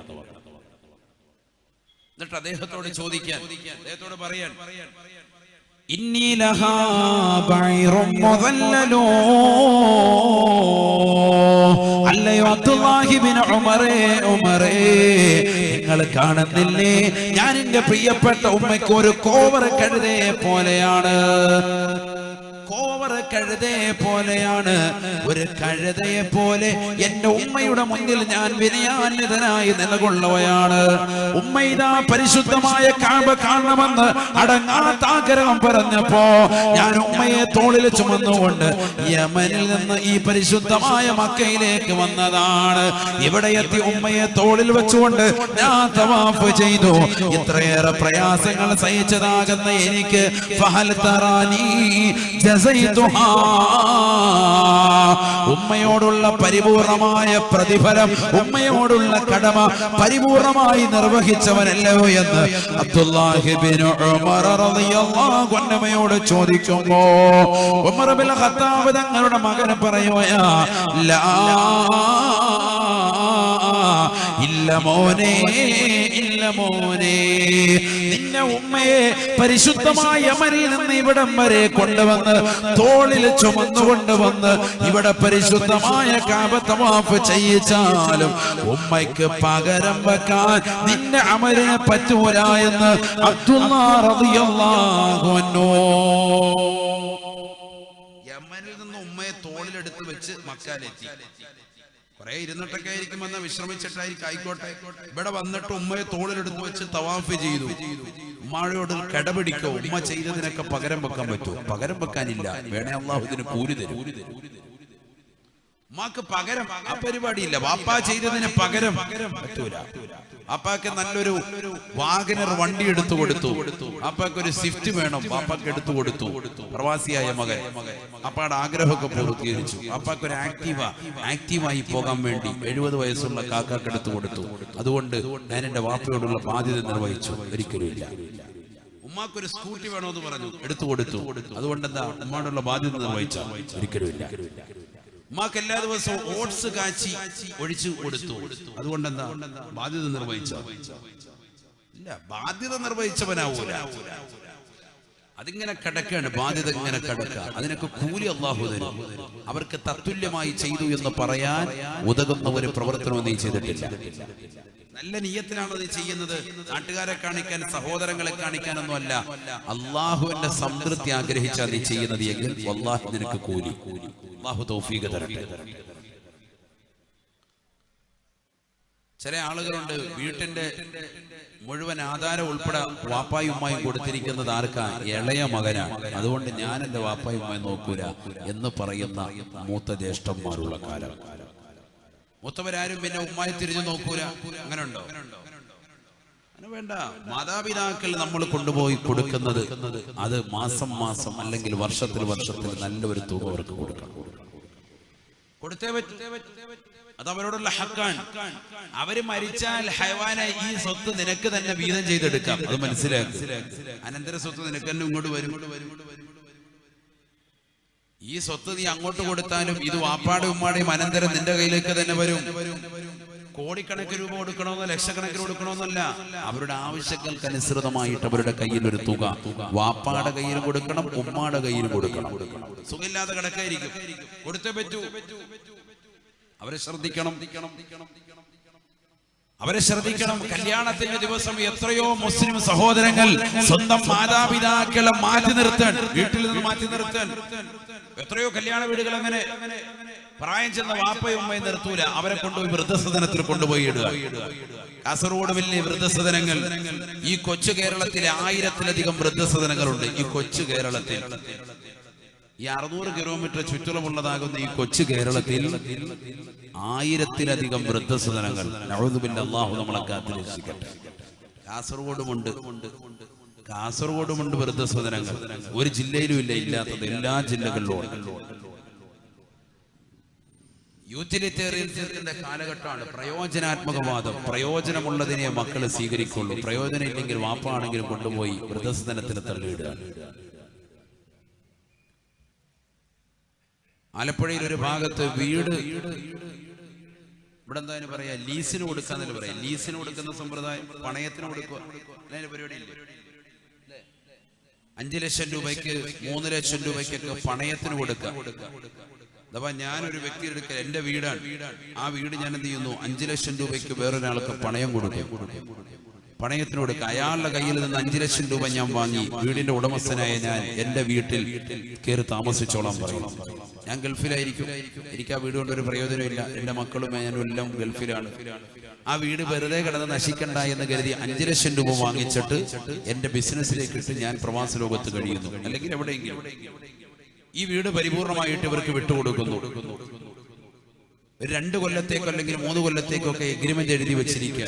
ആ കൊല്ലം കഴിയുമ്പോൾ തിരിച്ചു വരുന്നു, ഈ പൈസ അദ്ദേഹത്തിന് റിട്ടേൺ കൊടുക്കുന്നു, പരിപൂർണമായി കൊടുക്കുന്നു, വീടിന്റെ താക്കോല് വാങ്ങി വീണ്ടും കയറുന്നു. ഇങ്ങനത്തെ ഒരു സമ്പ്രദായം ഇല്ലേ? അത് ഹറാമാണ്. ഷാഫി മദ്ഹബിൽ പ്രത്യേകമായി ഹറാമാണ്, പാടില്ലാത്തതാണ്. പക്ഷെ ആലപ്പുഴയിൽ ഒരു മുസ്ലിം സഹോദരൻ, പക്ഷെ ഒരുപാട് ആളുകൾ ചെയ്യുന്നുണ്ട്, നിവൃത്തികേട് കൊണ്ട് അങ്ങനെ ചെയ്യുന്ന പല ആളുകളുമുണ്ട്. ആലപ്പുഴയിൽ ഒരു മുസ്ലിം സഹോദരൻ, അദ്ദേഹം മറ്റൊരു മുസ്ലിം സഹോദരന്റെ അടുക്കൽ പോയി ഇതേപോലെ 2 ലക്ഷം രൂപയ്ക്ക് ഒരു വീട് അദ്ദേഹം ഇതേപോലെ ലീസിന് വേണ്ടി, പണയത്തിന് വേണ്ടി ചോദിക്കുമ്പോ അദ്ദേഹം വീട് കൊടുക്കാൻ തയ്യാറായി. വീട് കൊണ്ടുവന്നെല്ലാം കാണിച്ചു. 3 റൂമുകളുണ്ട്, നല്ല സൗകര്യം, ഒരു ഹാള്, ഒരു അടുക്കള, ഒരു ബാത്റൂം അറ്റാച്ച്ഡ് ഉള്ളതാകുന്ന ഒരു ബെഡ്റൂം, എല്ലാ സൗകര്യവും ഉണ്ട്. അദ്ദേഹം പറഞ്ഞു, ഈ റൂം എന്താ അടച്ചിട്ടിരിക്കുന്നത്, ഇതൊന്നും തുറന്നൊന്ന് കാണാൻ കൊള്ളാം. ഇല്ലില്ല, ആ റൂം തരൂല, അത് പുറത്തെ റൂമാണ്, അത് തരൂല, അത് വേണം, എനിക്ക് വേണം, അതും കൂടെ കിട്ടിയാൽ ഒരു ഓഫീസ് റൂമാക്കി എടുക്കായിരുന്നു, അതുകൊണ്ട് എനിക്ക് സൗകര്യമായിരുന്നു എന്ന് അദ്ദേഹം നിർബന്ധം ചെലുത്തിയപ്പോൾ ആ റൂം തുറന്ന് അദ്ദേഹം പറയുകയാണ്, ഇതിനുള്ളിൽ ഒരു പുരാവസ്തു കൊണ്ട് അതിനെ നിങ്ങൾ ഏറ്റെടുക്കുകയാണ് എങ്കിൽ 2 ലക്ഷം രൂപ കുറച്ച് 1,50,000 രൂപയാക്കി തരാം, അഥവാ 50,000 രൂപ കുറച്ച് തരാം. ഇദ്ദേഹം ഓർത്ത് വല്ല തടിക്കഷ്ണമൊക്കെയാന്ന് കരുതി ഒന്ന് കണ്ടേക്കാന്ന് കരുതി നോക്കുമ്പോ സ്വന്തം ഉമ്മയാണ്, ആ വ്യക്തിയുടെ ഉമ്മയാണ്. മുസ്ലിം സഹോദരൻ, അല്ലാഹു നമ്മളെ കാത്തിരക്ഷിക്കുമാറാവട്ടെ. സ്വന്തം ഉമ്മയെ അതിനുള്ളിൽ പൂട്ടിയിട്ടിട്ട് ഉമ്മയെ കൂടി നീ ഏറ്റെടുക്കുകയാണ് എങ്കിൽ നിനക്ക് 50,000 രൂപ കുറച്ചു തരാമെന്ന് പറയുന്ന ഒരു യുഗത്തിലേക്ക് മുസ്ലിം സഹോദരങ്ങൾ തരം താഴ്ന്നു പോയല്ലോ. അഥവാ ഉമ്മാക്ക് വില നിശ്ചയിച്ചു. എത്ര? 50,000 രൂപ. 50,000 രൂപ. ഈ അടുത്ത് നിങ്ങൾ പത്രത്തിൽ വായിച്ചില്ലേ, ഒരു മാതാവ്, ലക്ഷക്കണക്കിന് സമ്പത്തുള്ളതാകുന്ന മാതാവ്, ആ മാതാവിനെ നോക്കാൻ ആരുമില്ലാതെ വന്നപ്പോൾ അവർ പോലീസിൽ പരാതി കൊടുത്തു. അവസാനം പോലീസിന്റെ അധീനതയിൽ മക്കൾ എല്ലാവരും കൂടി വന്നിട്ടും ഉമ്മയെ ലേലം വിളിക്കാൻ. ഒരു മകൻ വന്നിട്ട് പറഞ്ഞു 50,000, അടുത്തവൻ വിളിച്ചു 75,000. റുമ്മാമ്പഴം വെച്ചിട്ട് സദസ്സിൽ വെച്ചിട്ട് ലേലം വിളിക്കുന്നത് പോലെ സ്വന്തം ഉമ്മയെ മക്കളെ ലേലം വിളിക്കാൻ. പത്രത്തിൽ വന്ന വാർത്തയാണ്, ഈ 1 മാസമായിട്ടുള്ള. അവസാനം ഇളയ മകൻ തന്നെ ഏറ്റെടുത്തു. 10 ലക്ഷം രൂപയ്ക്കാണ് ഏറ്റെടുത്തത്. 10 ലക്ഷം രൂപ. അതിന് മുകളിലോട്ട് പിന്നെ ആരും വിളിക്കുന്നില്ല. 7 മക്കളാണ്. അപ്പം വക്കീൽ ഉൾപ്പെടെയുള്ളവര് മക്കളോട് ചോദിച്ചു, മൂത്തുള്ളവരോട് ചോദിച്ചു, വിളിച്ചൂടെ, എന്താ നിങ്ങൾക്ക് വിളിച്ചൂടെ? പറഞ്ഞു, ഇളയവന്റെ കൂടെയല്ലേ എന്തായാലും ഇവര് താമസിക്കുന്നത്, ഇളയവനാ സ്വത്ത് മൊത്തം ഉള്ളത്, അതുകൊണ്ട് അവൻ തന്നെ കൊണ്ടുപോയിക്കോട്ടെ, നമുക്ക് വേണ്ട എന്ന് പറയാം. അല്ലാഹു നമ്മളെ കാത്തിരക്ഷിക്കട്ടെ. ഉമ്മയെ ലേലം വിളിക്കുന്ന അവസ്ഥ, ലേലം വിളിച്ചെടുക്കുക. എന്തുകൊണ്ടാണ് ലേലം വിളിച്ച് 10 ലക്ഷത്തിനെങ്കിലും എടുത്തത്? 10 രൂപ പോലും വില കൊടുക്കാതെ ഏതെങ്കിലും റോഡരികിൽ വലിച്ചെറിയുമായിരുന്നു. പക്ഷേ നല്ല സ്വത്തിന്റെ ഉടമയാണ്, റോഡിലിട്ടിട്ട് പോകാൻ പറ്റൂല. ഇന്ത്യ എന്ന മഹത്തായ ജനാധിപത്യ രാജ്യം ഇപ്പോൾ പുതിയ നിയമം പാസ്സാക്കിയിരിക്കാൻ. മറ്റൊന്നുമല്ല, മക്കൾ ഇതുപോലെ ഒഴിവാക്കിയതാകുന്ന മാതാപിതാക്കൾക്ക് അവരുടെ സമ്പത്ത് ഉണ്ട് എങ്കിൽ ആ സമ്പത്ത് സംരക്ഷണാർത്ഥം പോലീസിനോട് കേസ് പറഞ്ഞു കഴിഞ്ഞാൽ കോടതി അവർക്ക് വിധി പുറപ്പെടുവിക്കും. മരണം വരെ അവരുടെ കാര്യങ്ങൾ ചെലവിന് കൊടുത്തേ പറ്റൂ എന്ന് മക്കളോട് പറയും. ഇപ്പൊ നിയമമുണ്ട്. അതുകൊണ്ട് മാതാപിതാക്കൾ അതൊക്കെ ശ്രദ്ധിച്ചോളി, നമുക്ക് മനസ്സിലാക്കണം. സ്വത്ത് മുഴുവൻ മക്കൾക്ക് വിശ്വാസമായി ഏർപ്പിച്ചു വെക്കും, ചെയ്തു കൊടുക്കും. അവസാനം മക്കൾ ഇതെല്ലാം കൂടി ഏറ്റെടുത്തിട്ട് വാപ്പയമ്മയും പുറന്തള്ളുന്ന ഒരു കാലഘട്ടം.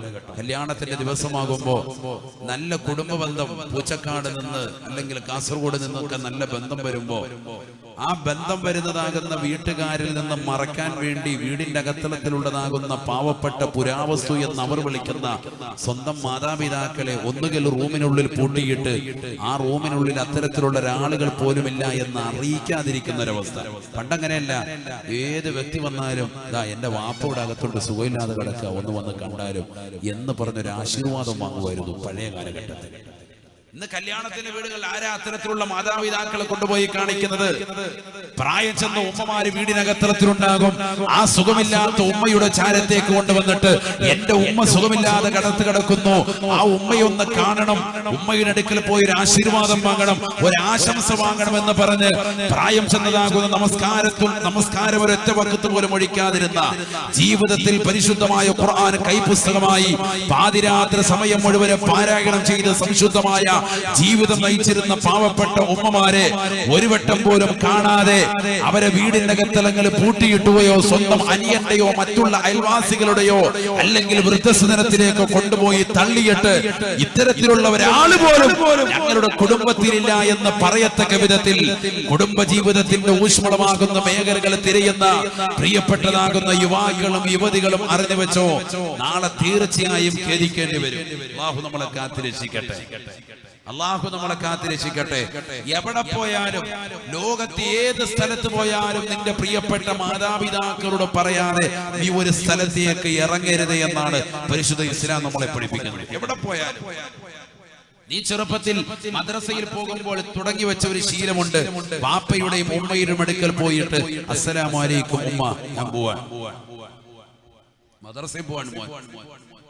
മദ്രസയിൽ നിന്ന് തിരിച്ചു വരുമ്പോ മകള് പറയും അസ്സലാമു അലൈക്കും യാ ഉമ്മി, ഞാൻ വന്നിട്ടുണ്ട് മദ്രസയിൽ നിന്ന്. ഉമ്മ എന്ത് ജോലി ചെയ്യുകയാണെങ്കിലും ചാള, അരക്കിലോ ഐക്കോറ, അരക്കിലോ സവാള, വെളുത്തുള്ളി, ചുവന്നുള്ളി, പച്ചമുളക്, മുളക് ഇത് വാങ്ങിച്ചുകൊണ്ട് കൊടുക്കല് മാത്രല്ല കടമ. അത് നീ ചെയ്തേ പറ്റൂ. അത് കൊണ്ടുവന്ന് കൊടുക്കുന്ന ആർക്കാ?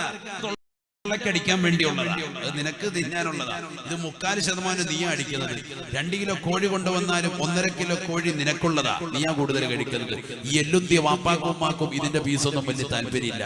അവരുടെ ആവശ്യമൊക്കെ കഴിഞ്ഞു, ആ കാലഘട്ടമൊക്കെ കഴിഞ്ഞു.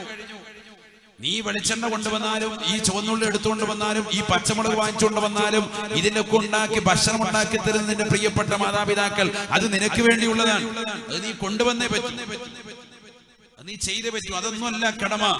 പിന്നെ ഈ ഭക്ഷണം കഴിക്കുമ്പോ അവരുടെ ഒരു മൗനാനുവാദം ഡെയിലി കഴിക്കുന്ന നിന്നെ സംബന്ധിച്ചിടത്തോളം നിനക്കുണ്ടായാൽ മാത്രമേ കഴിക്കാവുള്ളൂ. ഇല്ലെങ്കിൽ നീ കടമ തെറ്റി വരാം.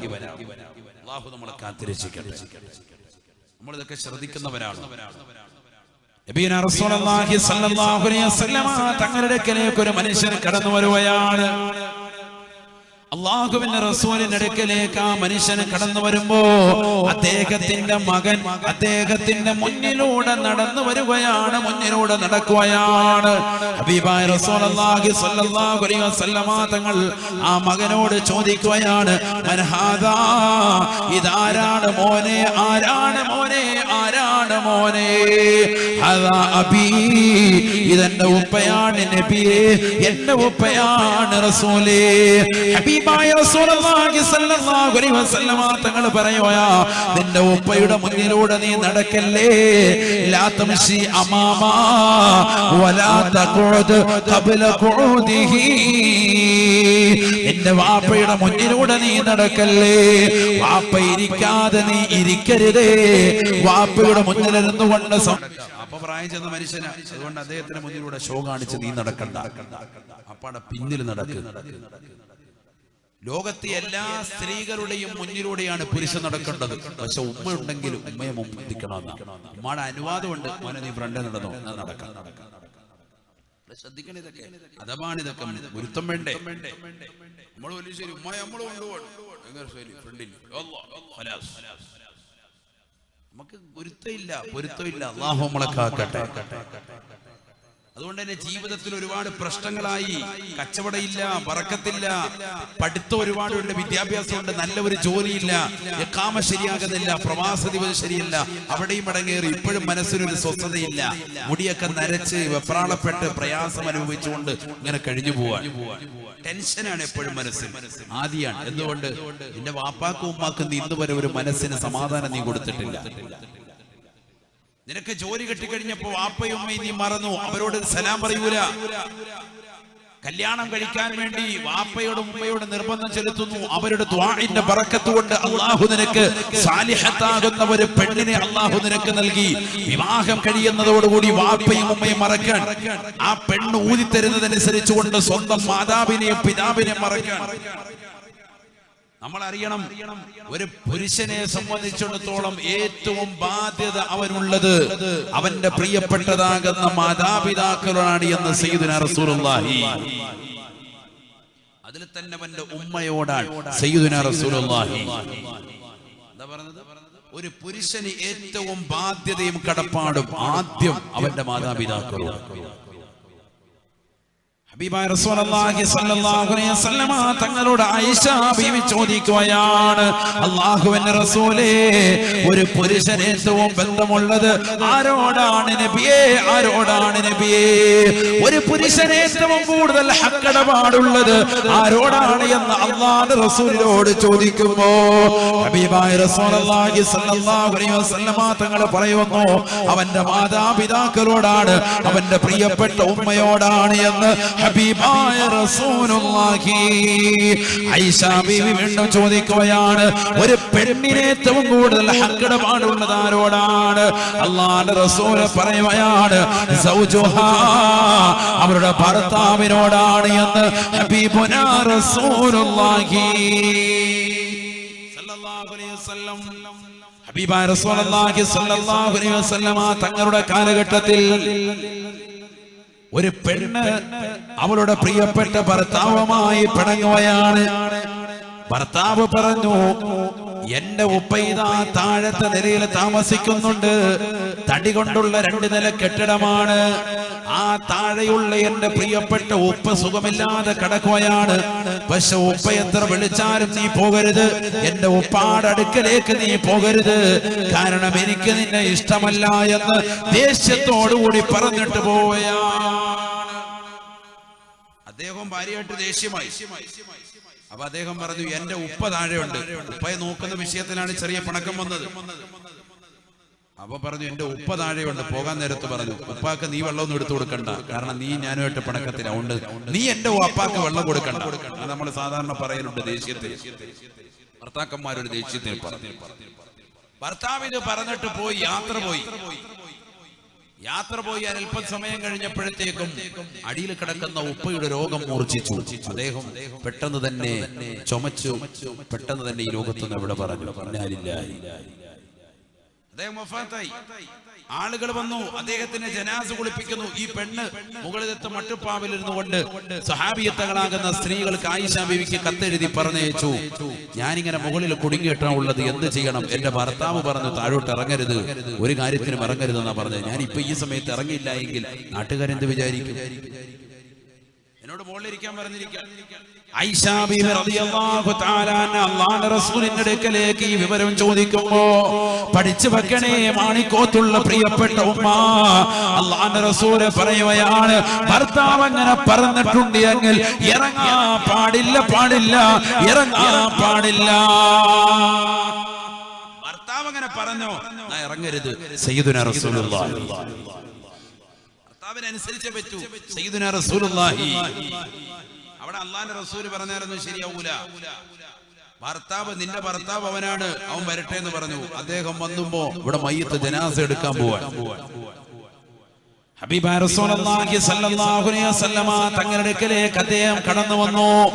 മയ്യത്ത് ജനാസ സംസ്കരിക്കപ്പെട്ടു. അല്ലാഹുവിന്റെ റസൂൽ അദ്ദേഹത്തോട് പറയുകയാണ്, സഹോദരാ, എന്ത് കാര്യത്തിനാണ് നിന്റെ പ്രിയപ്പെട്ട ഭാര്യയോട് നീ പറഞ്ഞത്?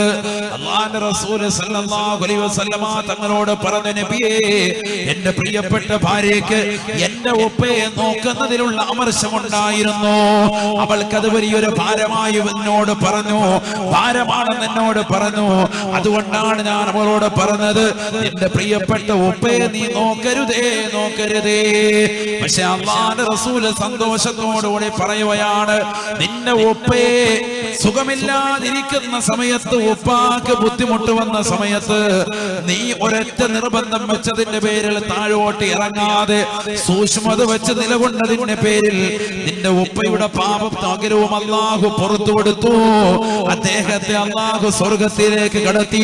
നിന്റെ ഭാര്യയുടെ സൂക്ഷ്മത കാരണമായിട്ടെന്ന് ഹബീബുനാ ശഫീഉനാ റസൂലുള്ളാഹി. ഇത് തന്നെയാണ് ആയിഷ ബീവിയോട് അല്ലാഹുവിന്റെ റസൂൽ പറഞ്ഞത്. ഒരു പെണ്ണിന് ഏറ്റവും ബാധ്യത ആരോടെന്നറിയുമോ? സൗജുഹാ, അവരുടെ ഭർത്താവിനോടാണ്, അവരുടെ ഭർത്താവിനോടാണ്. ഒരു പുരുഷനെ ഏറ്റവും ബാധ്യത ഉമ്മുഹു, അവന്റെ ഉമ്മയോടാണ്, അവന്റെ പ്രിയപ്പെട്ട മാതാപിതാക്കളോടാണ് എന്ന് ഹബീബായ റസൂലുള്ളാഹി. നിന്റെ ഭാര്യ വന്നുകൊണ്ട് നിന്റെ ചെവിയിൽ ഇങ്ങനെ പറയും, ഉമ്മ അങ്ങനെ പറഞ്ഞു, ഉമ്മ എന്നെ കൊണ്ട് ഇന്നെ ജോലി ചെയ്യിപ്പിച്ചു, അതുകൊണ്ട് അങ്ങനെ പറയണം, ഉമ്മയോട് നിങ്ങളൊന്ന് ചോദിക്കണം. നീ ഒന്നും വേണ്ട, നിൽക്കണ്ട, ചോദിക്കാതെ പറഞ്ഞേക്കണം. വലിയ വിഷയങ്ങൾ ഉണ്ടാകുമ്പോ ഉമ്മയോട് നമ്മളൊന്ന് സൂചിപ്പിക്കുക വേണം. അവരെ പിണക്കാൻ പാടില്ല, വളരെ സ്നേഹത്തിൽ കൊണ്ടുപോകണം. രണ്ടു ഭാഗവും ശ്രദ്ധിക്കണം. ഭാര്യയെ ബുദ്ധിമുട്ടിക്കാൻ പാടില്ല, ഭാര്യയോടൊപ്പം നമ്മൾ നിലകൊള്ളണം. ആയിഷ ബിബി റളിയല്ലാഹു തആല അൻഹയോട് അല്ലാഹുവിന്റെ റസൂലിനെ പറ്റി ചോദിക്കുകയാണ്, കൈഫ കാന റസൂലുള്ളാഹി സ്വല്ലല്ലാഹു അലൈഹി വസല്ലമ ഫീ അഹ്ലിഹി. അല്ലാഹുവിന്റെ റസൂൽ സല്ലല്ലാഹു അലൈഹി വസല്ലമ തങ്ങൾ എങ്ങനെയാണ് കുടുംബത്തിൽ ഉണ്ടായിരുന്നത് എന്ന് ആയിഷ ബിവിയോട് ചോദിക്കുമ്പോൾ ആയിഷ ബിബി റളിയല്ലാഹു തആല പറയുകയാണ്, കാന യകൂനു ഫീ മിഹ്നതി അഹ്ലിഹി. സ്വന്തം കുടുംബത്തെ സഹായിച്ചുകൊണ്ട് നിലകൊണ്ടിരുന്നു ഹബീബായ റസൂലുള്ളാഹി. അല്ലാഹുവിന്റെ റസൂൽ കുടുംബത്തെ സഹായിക്കുമായിരുന്നു, ഭാര്യയെ സഹായിക്കും, അടുക്കളയിൽ സഹായകമായി വർത്തിക്കുമായിരുന്നു. ആര് പറയാ? ആയിഷ ബീബി റളിയല്ലാഹു തആല.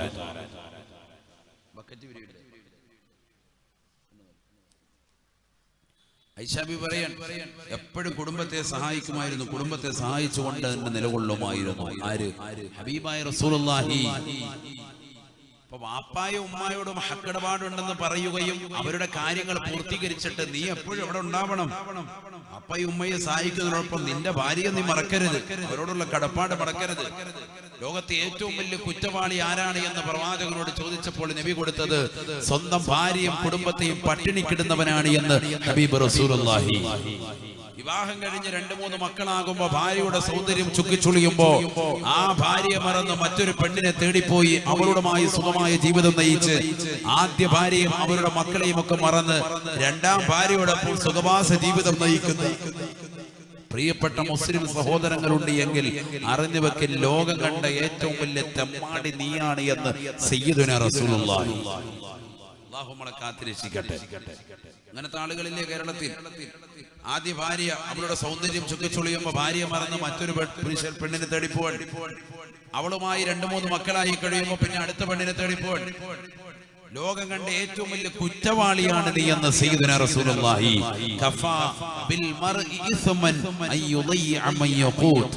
ചെലവ് കൊടുക്കേണ്ടവർക്ക് ചെലവ് കൊടുക്കാതെ ഒളിച്ചു കളിക്കുന്നവൻ, അവരെ പാഴാക്കി കളയുന്ന ആള് എന്നിൽപ്പെട്ടവനല്ല എന്ന് സയ്യിദുനാ റസൂലുള്ളാഹി. അല്ലാഹു നമ്മളെ കാത്തിരക്ഷിക്കട്ടെ.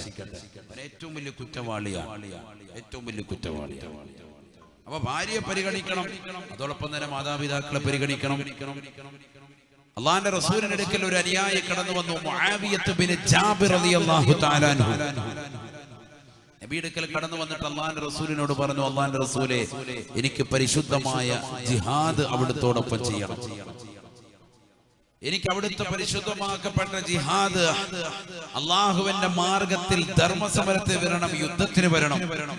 അള്ളാഹുവിന്റെ റസൂൽ ചോദിച്ചു, ആ ഹയ്യുൻ വാലിദത്തുക, എന്റെ വാപ്പ ജീവിച്ചിരിപ്പുണ്ടോ? ഉടനെ മുആവിയ ജാബിർ റളിയല്ലാഹു തആല പറഞ്ഞു, നഅം യാ റസൂലല്ലാഹ്, എന്റെ വാപ്പയെ മരിച്ചിട്ടുള്ളൂ, ഉമ്മ ജീവിച്ചിരിപ്പുണ്ട്. ഉമ്മയുണ്ട്. ഉടനെ അള്ളാഹുവിന്റെ റസൂൽ കൊടുത്ത മറുപടി, ഫഫീഹാ ജാഹിദ്, നീ നിന്റെ പ്രിയപ്പെട്ട ഉമ്മാക്ക് പോയി ഖിദ്മത്ത് എടുക്കലാണ് നിനക്ക് സ്വർഗം കരഗതമാക്കാൻ ഉപകരിക്കുന്നത് എന്ന് സയ്യിദുനാ റസൂലുള്ളാഹി. പരിശുദ്ധമാക്കപ്പെട്ട ബദർ യുദ്ധത്തിന് വേണ്ടി വരാൻ വേണ്ടി അനുവാദം ചോദിച്ച സ്വഹാബിയോട് നബി തങ്ങൾ കൊടുത്ത മറുപടിയാണ്. യുദ്ധത്തിന് ആളെ വേണം. അള്ളാഹുവിന്റെ റസൂൽ കൊടുത്ത മറുപടി, നീ അവിടേക്ക് വരുന്നതിനേക്കാൾ ഉത്തമം നിന്റെ പ്രിയപ്പെട്ട മാതാവ് രോഗശയ്യയിൽ കിടക്കാൻ, ആ മാതാവിനെ നോക്കി ശുശ്രൂഷിക്കാൻ, അതിലൂടെ നിനക്ക് സ്വർഗം കരഗതമാക്കാൻ പറ്റും. അൽ ജന്നത്തു തഹ്ത അഖ്ദാമിൽ ഉമ്മഹാത്, മാതാപിതാക്കളുടെ കാൽ കീഴിലാണ് സ്വർഗമെന്ന് സയ്യിദുനാ റസൂലുള്ളാഹി. നമ്മളിൽ ആരാണ് സഹോദരങ്ങളെ, മാതാപിതാക്കളെ ശരിക്കും നോക്കിയിട്ടുള്ളവർ? ഇരിക്കുന്ന യുവാക്കളിൽ അധിക ആളുകളും മാതാപിതാക്കളെ വേദനിപ്പിച്ചവരല്ലേ? അല്ലാഹു നമ്മളെ കാത്തിരക്ഷിക്കട്ടെ. വാക്കുകൊണ്ട് വേദനിപ്പിക്കാത്തവരുണ്ടോ?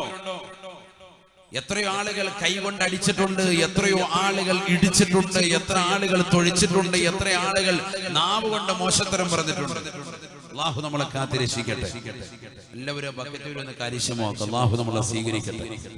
അല്ലാഹുവേ, നമ്മളെ നീ സ്വീകരിക്കണേ അല്ലാ, നീ ഖബൂലാക്കണേ അല്ലാ, പാരത്രിക ലോകത്ത് വിജയികളുടെ കൂട്ടത്തിൽ ഉൾപ്പെടുത്തണേ അല്ലാ, മക്കളെ സ്വാലിഹീങ്ങളിൽ ആബിദീങ്ങളിൽ ഉൾപ്പെടുത്തണേ അല്ലാ, ദുനിയാവിലും ആഖിറത്തിലും സർവ്വത്തുകളിൽ നിന്ന് കാവൽ നൽകണേ അല്ലാ. ഈ നൽകപ്പെടുന്ന സദഖകൾ നാളെ പാരത്രിക ലോകത്തെ വിജയത്തിന് നിദാനമാക്കണേ അല്ലാ. മരണപ്പെട്ടു പോയവർക്ക് മഗ്ഫിറത്തും മർഹമത്തും നൽകണേ അല്ലാ. അവരുടെ ഖബർ ജീവിതം സന്തോഷത്തിലാക്കണേ അല്ലാ. ജീവിച്ചിരിക്കുന്ന മാതാപിതാക്കൾക്ക് ആഫിയത്തുള്ള ദീർഘായുസ്സ് പ്രദാനം ചെയ്യണേ അല്ലാ. മരണപ്പെട്ടു പോയവർക്ക് മഗ്ഫിറത്തും മർഹമത്തും നൽകണേ അല്ലാ. ഞങ്ങളെയും അവരെയും സ്വർഗ്ഗത്തിൽ നീ ഒരുമിപ്പിക്കണേ അല്ലാ. അല്ലാഹു സ്വീകരിക്കട്ടെ. സല്ലല്ലാഹു അലൈഹി വസല്ലം തങ്ങൾ പറഞ്ഞു, ഫഫീഹാ ജാഹിദ്, നിന്റെ പ്രിയപ്പെട്ട മാതാവിന്റെ കാൽക്കീഴിലാണ് സ്വർഗമുള്ളത്. ഉമ്മയുടെ അടുക്കൽ പോയി നീ ജിഹാദ് ചെയ്യണേ, അഥവാ ഉമ്മാക്ക് ഖിദ്മത്ത് എടുക്കാൻ പരിശ്രമിക്കണേ, അതാണ് നിനക്ക് ഉത്തമമെന്ന് സയ്യിദുനാ റസൂലുള്ളാഹി. മാതാപിതാക്കളെ കരയിക്കത്തെ എത്ര ആളുകളാണ്, എത്ര ചെറുപ്പക്കാർ, എത്ര മക്കളും. വീട്ടിൽ എപ്പോഴും പ്രശ്നമാണ്. എത്രയോ സഹോദരിമാര് ഫോൺ വിളിച്ച് പറയുന്നുണ്ട്, ഉസ്താദേ എന്റെ മകനൊന്ന് നന്നാകാൻ വേണ്ടി, സാലിഹാകാൻ വേണ്ടി ദുആയിരക്കണം. അവന്റെ കള്ളുകുടി, അവന്റെ അശ്ലീലത, എപ്പോഴും മൊബൈൽ ഫോണുമായിട്ടുള്ള ഇരിപ്പ്. നല്ലതുപോലെ പഠിച്ചുകൊണ്ടിരുന്ന വിദ്യാർത്ഥിയാണ്, പെട്ടെന്ന് അവന് മാനസികമാകുന്ന വിഭ്രാന്തി, പ്രയാസം, ഒന്നും തലയിൽ കയറുന്നില്ല, മൊത്തത്തിൽ അവനാകെ പ്രശ്നങ്ങളാണ്. ഒന്ന് ദുആയിരക്കണം. അല്ലാഹു നമ്മുടെ മക്കളെയൊക്കെ സാലിഹ്യം ഉൾപ്പെടുത്തട്ടെ. മാതാപിതാക്കളെ കരയിച്ചാൽ വളരെ വേദനിക്കേണ്ടി വരും. പാരത്രിക ലോകം ഖേദമാണ്. ഖാല റസൂലുള്ളാഹി സ്വല്ലല്ലാഹു അലൈഹി വസല്ലം, ഹബീബ റസൂലുള്ളാഹി സ്വല്ലല്ലാഹു അലൈഹി വസല്ലം തങ്ങൾ ഉറപ്പെടുത്തുകയാണ്, മിനൽ കബായിരി ബുകാഉൽ വാലിദൈൻ. നബിയുനാ റസൂലുള്ളാഹി സ്വല്ലല്ലാഹു അലൈഹി വസല്ലം തങ്ങൾ ഉറപ്പെടുത്തുകയാണ്, സ്വഹാബ മാതാപിതാക്കളെ കരയിക്കൽ വൻ പാപത്തിൽ പെട്ടതാണ് എന്ന് ഹബീബുനാ റസൂലുള്ളാഹി. ചെറിയ വിഷയങ്ങളുടെ പേരിൽ മാതാപിതാക്കളെ ചീത്ത വിളിക്കുന്നവരില്ലയോ, അവരെ ശകാരിച്ചവരില്ലയോ, അവരെ തെറി വിളിച്ചവരില്ലയോ, അവരെ കൈകൊണ്ട് മർദ്ദിച്ചവരില്ലയോ, കാലുകൊണ്ട് ചവിട്ടിയവരില്ലയോ, നാവുകൊണ്ട് അനാവശ്യമാകുന്ന വർത്തമാനങ്ങൾ പറഞ്ഞതായ മക്കളില്ലയോ, അവരുടെ കൈക്ക് പിടിച്ചുകൊണ്ട് തൗബ ചെയ്യണേ, ഇല്ലെങ്കിൽ അദാബാണ്. ഹബീബായ റസൂലുള്ളാഹി സ്വല്ലല്ലാഹു അലൈഹി വസല്ലം തങ്ങൾ പറയുകയാ, 3 കൂട്ടരുടെ പ്രാർത്ഥന അല്ലാഹു സ്വീകരിക്കുമേ. ثلاث دعوات مستجابات. മൂന്ന് കൂട്ടർ ദുആ ചെയ്താൽ അല്ലാഹു തള്ളിക്കളയുമില്ല സഹബ. അതിൽ ആദ്യമായി റസൂലുള്ളാഹി പറഞ്ഞത് ദഅവത്തുൽ വാലിദി അലൽ വലദി. മാതാപിതാക്കൾ മക്കൾക്ക് എതിരായി ദുആ ചെയ്താൽ, എന്റെ മകൻ നശിക്കണേ എന്ന് ദുആ ചെയ്താൽ, എന്റെ മകൻ നാശമായി പോകണേ എന്ന് ഒരു ഉമ്മ ദുആ ചെയ്താൽ അത് അല്ലാഹു സ്വീകരിക്കുമേ എന്ന് ഹബീബുനാ ശഫീഉനാ റസൂലുള്ളാഹി. 9 മാസം ഗർഭം ചുമന്ന ഉമ്മയല്ലയോ, 2 വർഷത്തോളം നിനക്ക് മുലപ്പാല് തന്ന പ്രിയപ്പെട്ട ഉമ്മയല്ലയോ, നിന്നെ നൊന്ത് പ്രസവിച്ച ഉമ്മയല്ലയോ, ആ ഉമ്മയെ ചവിട്ടല്ലടാ, ഉമ്മയെ ശകാരിക്കല്ലടാ, ഉമ്മയെ ചീത്ത വിളിക്കല്ലടാ, ഉമ്മയെ തെറിവിളിക്കല്ലടാ. നിന്നെ പ്രിയപ്പെട്ട മാതാവിനെ നീ ചീത്ത വിളിച്ചിട്ടുണ്ട് എങ്കിൽ ഈ സദസ്സ് പൂർണ്ണമായി കഴിഞ്ഞാൽ ഓടിച്ചെന്നുകൊണ്ട് മാതാപിതാക്കളുടെ അടുക്കൽ ചെന്നുകൊണ്ട് പൊട്ടിക്കരഞ്ഞുകൊണ്ട് പ്രാർത്ഥിക്കാ പറയണേ. ഇല്ലെങ്കിൽ ആഖിബത്ത് മോശമാണ്, അന്ത്യം മോശമാണ്. ഈ ദുനിയാവിൽ നിന്ന് വിട പറയൽ മാത്രമല്ല, നാളെ ഖബറിലും നിനക്ക് അദാബാണ്. ഖബറിൽ പോലും നിനക്ക് സന്തോഷമില്ല, ഖബറിൽ പോലും അദാബുണ്ടാകുമേ എന്ന് ഹബീബായ റസൂലുള്ളാഹി. അല്ലാഹുവിന്റെ റസൂൽ സല്ലല്ലാഹു അലൈഹി വസല്ലമ തങ്ങൾ ഇശാ നമസ്കരിച്ചിട്ട് മദീന പള്ളിയിൽ നിന്ന് ജന്നത്തുൽ ബഖീന്റെ ഭാഗത്തുകൂടി പുറത്തേക്ക് പോകവേ സുബ്ഹാനല്ലാഹ്, ഖബറിൽ നിന്ന് വിലാപം കേൾക്കുകയാണ്, ജന്നത്തുൽ ബഖീയിൽ നിന്ന് അലർച്ച കേൾക്കുകയാ. അല്ലാഹുവിന്റെ റസൂൽ അടുത്തേക്ക് ചെല്ലുമ്പോ ഖബറിൽ നിന്ന് വല്ലാത്ത ശബ്ദം വരുകയാണ്. അൽ അമാൻ അൽ അമാൻ മിൻ അദാബില്ലാഹി യാ റസൂലല്ലാഹ്. അൽ അമാൻ അൽ അമാൻ മിൻ അദാബില്ലാഹി യാ റസൂലല്ലാഹ്. അൽ അമാൻ അൽ അമാൻ മിൻ അദാബില്ലാഹി യാ റസൂലല്ലാഹ്. അല്ലാഹുവിന്റെ റസൂലേ, എനിക്കൊരു സംരക്ഷണം നൽകണേ നബിയേ. എന്റെ ഖബറിലിതാ തീ കൊണ്ട് ശിക്ഷിക്കപ്പെടുകയാണ്. എന്റെ ഖബറിലാ തീ കൊണ്ട് ചുടപ്പെടുകയാണ്. എന്നെ ഒന്ന് രക്ഷിക്കണേ റസൂലേ. അന്നാറു മിൻ ഫൗഖി വന്നാറു മിൻ തഹ്തി. എന്റെ തലയ്ക്ക് മീതെ ചൂടാണ്, എന്റെ കാലിന്റെ ചുവട്ടിൽ നരകമാണ്. വന്നാറു അൻ യമീനി, എന്റെ വലത് ഭാഗത്ത് നരകമാണ്. വന്നാറു അൻ ശിമാലി, എന്റെ ഇടത് ഭാഗത്ത് നരകമാണ് റസൂലേ. അൽ അമാൻ അൽ അമാൻ മിൻ അദാബില്ലാഹി യാ റസൂലല്ലാഹ്. അല്ലാഹുവിന്റെ റസൂലേ, നിർഭയത്വം നൽകണേ റസൂലേ, നിർഭയത്വം നൽകണേ റസൂലേ. ഹബീബായ റസൂലുള്ളാഹി സ്വല്ലല്ലാഹു അലൈഹി വസല്ലമ തങ്ങൾ ഈ ശബ്ദം കേട്ടാൽ ഉടനെ തന്നെ ആകാശ ലോകത്തേക്ക് ഖബറാളിയുടെ സംരക്ഷണത്തിന് വേണ്ടി റസൂലുള്ളാഹി ദുആ ചെയ്യാൻ തുനിയുമ്പോ നസലൽ അമീൻ മലക്ക് ജിബ്രീൽ അലൈഹിസ്സലാത്തു വസ്സലാം പറന്നിറങ്ങുകയാണ്. അല്ലാഹുവിന്റെ റസൂലിനോട് പറയുകയാ, അല്ലാഹുവിന്റെ റസൂലേ, തങ്ങൾ ദുആ ചെയ്യല്ലേ റസൂലേ. തങ്ങൾ ദുആ ഇരുന്നാൽ അല്ലാഹു സ്വീകരിക്കും, അതുകൊണ്ട് തങ്ങൾ ദുആ ഇരക്കല്ലേ റസൂലേ.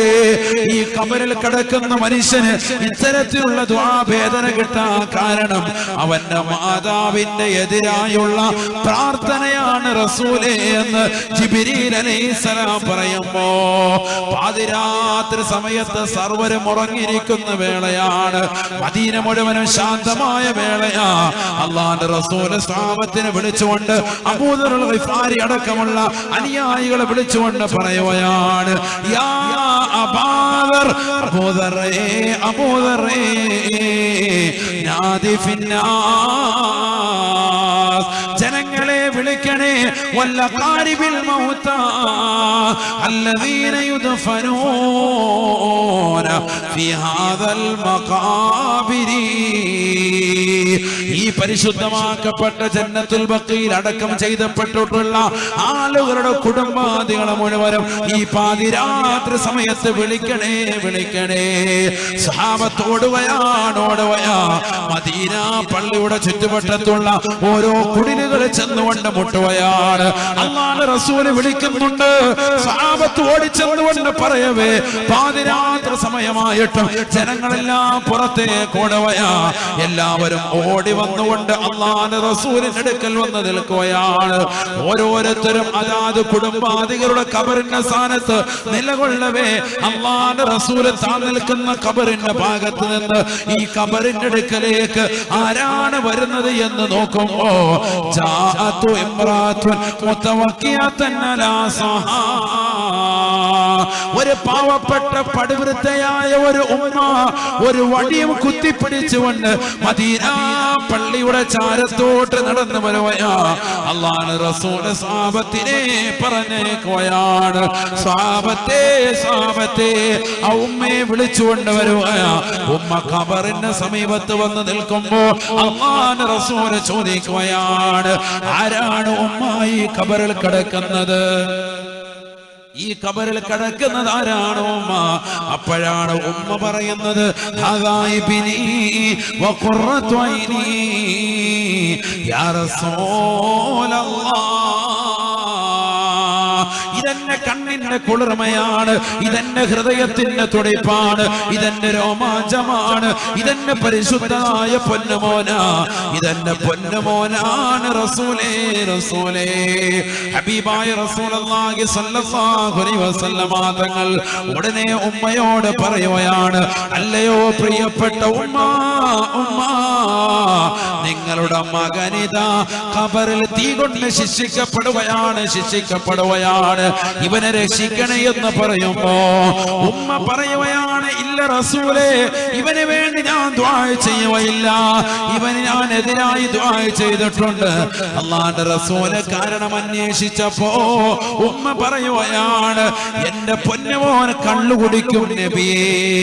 ഈ ഖബറിൽ കിടക്കുന്ന പൊന്നുമോൻ കള്ളു കുടിക്കുന്നവനാണ്, ലഹരി നുണയുന്നവനാണ്, കഞ്ചാവിനടിമപ്പെട്ട് കാസർഗോഡുള്ള ചെറുപ്പക്കാരുള്ള കാലഘട്ടമല്ലയോ, കാലഘട്ടമല്ലയോ. 7ാം ക്ലാസ്സിൽ പഠിക്കുന്ന പൊന്നുമോ മുതൽ BA-ക്കും +2-നും പഠിക്കുന്ന തലങ്ങൾ വരെ പഠിക്കുന്ന മക്കളിതാ കഞ്ചാവിനടിമപ്പെട്ടിരിക്കുകയാണ്. പഠിച്ചു വെക്കണേ ചെറുപ്പക്കാരാ. അല്ലാഹുവിന്റെ റസൂലിനോട് പറയുകയാ, എന്റെ മകൻ കള്ളു കുടിക്കുന്നവനാണ്, ലഹരി നുണയുന്നവനാണ് റസൂലേ. ദഖല അലയ്യ യൗമാ, ഒരു ദിവസം എന്റെ വീട്ടിലേക്ക് അവൻ കടന്നു വന്നു. വഹുവ സക്കറാ, കള്ളു കുടിച്ചുകൊണ്ടാണ് കടന്നു വന്നത്. യാ റസൂലല്ലാഹ്, കള്ളുകുടിച്ച് ലക്കും ലഗാനമില്ലാതെ കടന്നു വന്ന ഇവൻ ഫളറബനി ളറബാ ശദീദാ, അതിശക്തമായി എന്നെ അടിച്ചു നബിയേ, എന്നെ അടിച്ചു നബിയേ, എന്നെ തൊഴിച്ചു നബിയേ, എന്നെ ശകാരിച്ചു നബിയേ. എന്നെ അടിച്ചതിലല്ല പ്രശ്നം, എന്നെ തൊഴിച്ചതിലല്ല പ്രശ്നം, അതെല്ലാ ദിവസവും ഇവൻ ചെയ്യുന്നതാണ്. ഫകസറ യദി യാ റസൂലല്ലാഹ്, ഇവന്റെ ജന്മം നൽകിയ പ്രിയപ്പെട്ട ഉമ്മയാണ് ഞാൻ, ഇവനെ താരാട്ട് പാടി ഉറക്കിയവനാണ് ഞാൻ. ഇവന് വിഷമം വന്നപ്പോ, ഇവന് പനി വന്നപ്പോ, ഇവന് ജലദോഷം വന്നപ്പോ ഇവന്റെ കൂടെ പനിച്ചു കിടന്നുകൊണ്ട് ഇവനോടൊപ്പം ഉറക്കമുറച്ച് കിടന്നവനാണ് ഞാൻ. 2 വർഷത്തോളം മുലകൂട്ടി ഇവൻ എന്റെ മാതാവെന്ന പരിഗണന പോലുമില്ലാതെ എന്റെ ഇടത് കൈ ഇവൻ തിരിച്ചു ഒടിച്ചു കളഞ്ഞ നബിയേ. ഫകസറ യദി യാ റസൂലല്ലാഹ്, എന്നെ അടിച്ചു എനിക്ക് പ്രശ്നമല്ല, എന്നെ തൊഴിച്ചു എനിക്ക് പ്രശ്നമല്ല, എന്നെ ചീത്ത വിളിച്ചു ഞാനതെല്ലാം കേട്ടു നിന്ന് നബിയേ. ഫകസറ യദി യാ റസൂലല്ലാഹ്, എന്നെ എന്നെ ചവിട്ടിക്കടത്തി എന്റെ തലയിൽ ചവിട്ടി കാലുകൊണ്ട് വെച്ച് എന്റെ ഇടത് കൈ തിരിച്ചു ഒടിച്ചു പച്ചക്കൊടിച്ചു കളഞ്ഞു. വേദന കൊണ്ട് പൊളഞ്ഞപ്പോ ഞാനിവനെ എതിരായി ദുആ ചെയ്തു പോയി നബിയേ.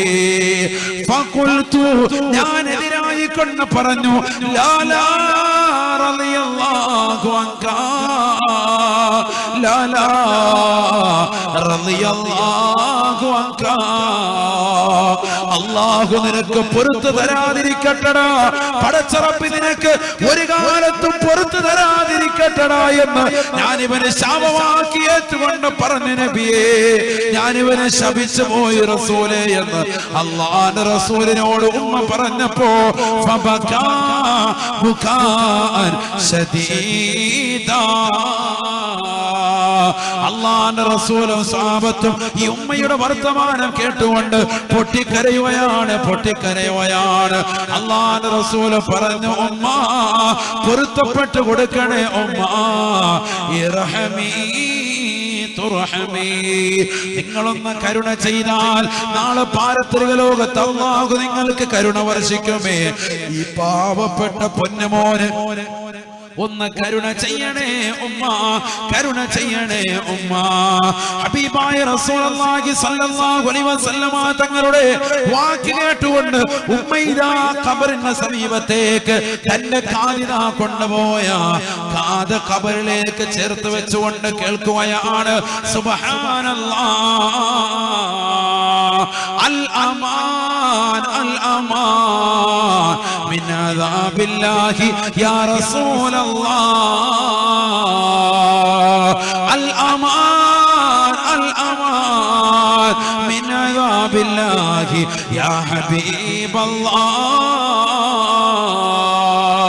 സുരക്ഷ നൽകണേ റസൂലേ, രക്ഷപ്പെടുത്തണേ റസൂലേ. ഈ ഖബറിൽ എനിക്ക് ശിക്ഷയാണ്, അല്ലാഹുവിന്റെ അദാബാണ്, അദാബാണ്.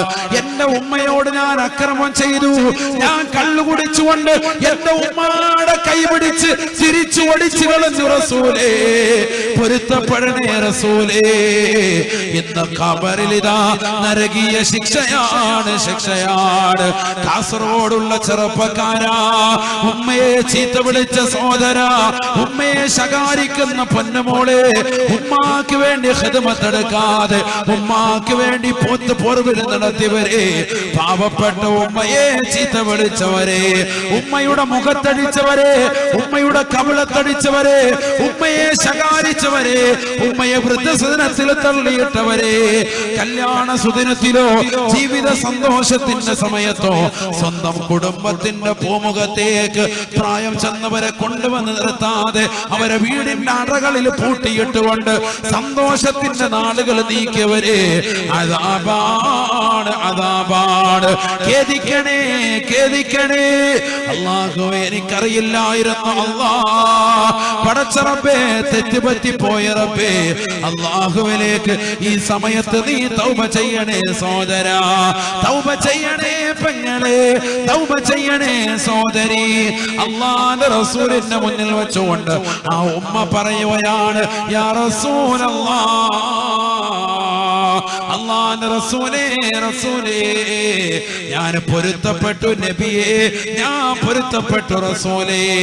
എന്റെ പ്രിയപ്പെട്ട മകന് ഞാനിതാ പരിപൂർണമായി പൊരുത്തപ്പെടുകയാണ് എന്ന് ഉമ്മ പറയേണ്ട താമസം ഖബറിൽ നിന്നൊരു വിളി കേൾക്കുകയാണ്. അബിശിരിയ ഉമ്മ ഫഖദ് ഗഫറല്ലാഹു ലീ ബിദഅവതി വാലിദതി അലയ്യ. എന്റെ ഉമ്മ എനിക്ക് പുറത്തു തന്നു റബ്ബേ, എന്റെ ഉമ്മയുടെ പ്രാർത്ഥന കാരണമായി അല്ലാഹു എനിക്ക് പുറത്തു തന്നു നബിയേ, അല്ലാഹു എനിക്ക് പുറത്തു തന്നു യാ റസൂലല്ലാഹ്. 1400 വർഷം മുമ്പ് നടന്ന ചരിത്രമാണ്. അന്ന് റസൂലുള്ള ജീവിച്ചിരിപ്പുള്ളത് കൊണ്ട് ഖബറിലെ ശിക്ഷകൾ അറിയുകയാണ്. അതുകൊണ്ട് ആ സഹോദരൻ രക്ഷപ്പെടുകയാ. ഇന്ന് ഇന്ന് മാണിക്കോത്ത് പള്ളിയുടെ ഖബർസ്ഥാനിൽ ഈ വാത് കേട്ടുകൊണ്ടിരിക്കുന്ന സമയത്തും എത്രയെത്ര സഹോദരങ്ങൾ നിലവിളിക്കുന്നുണ്ടാകും. ഈ വടവൃക്ഷങ്ങളുടെ ചുവട്ടിൽ തലവച്ച് കിടക്കുന്ന കുടുംബാദികൾ പലരും ഇന്ന് ഖബർ കടന്നുകൊണ്ട് പറയുകയാ, ജീവിച്ചിരിക്കുന്നവരെ പറയുന്നത് സത്യമാണ്, സത്യമാണ്. മാതാപിതാക്കൾക്ക് ഖിദ്മത്ത് എടുക്കണേ. ഖബറിൽ കടന്നുകൊണ്ടവർ പറയുകയാണ്, ഞങ്ങൾക്ക് എടുക്കാൻ പറ്റാത്തത് നിങ്ങൾ ചെയ്യണേ. അതുകൊണ്ട് ജീവിച്ചിരിക്കുന്ന മാണിക്കോത്തുള്ള ചെറുപ്പക്കാരാ, ജീവിച്ചിരിക്കുന്ന സഹോദര സഹോദരി, നിന്റെ വാപ്പയും അമ്മയും ജീവിച്ചിരിപ്പുണ്ടെങ്കിൽ അവർക്ക് ഖിദ്മത്ത് എടുക്കണേ, അവർക്ക് സേവനം ചെയ്യണേ. അല്ലാഹുവിന്റെ റസൂലിന്റെ അടുക്കൽ സഹാബത്ത് വന്ന് നിൽക്കുമ്പോ ലോകത്തിന്റെ നായകന് പറയുകയാണ്, 3 വസ്തുക്കളിലേക്ക് നോക്കൽ പുണ്യമാ. അല്ലാഹുവിന്റെ റസൂൽ ആദ്യമായി പറഞ്ഞത് നിന്റെ മാതാപിതാക്കളുടെ മുഖമാണ് എന്ന് ഹബീബായ റസൂലുള്ളാഹി.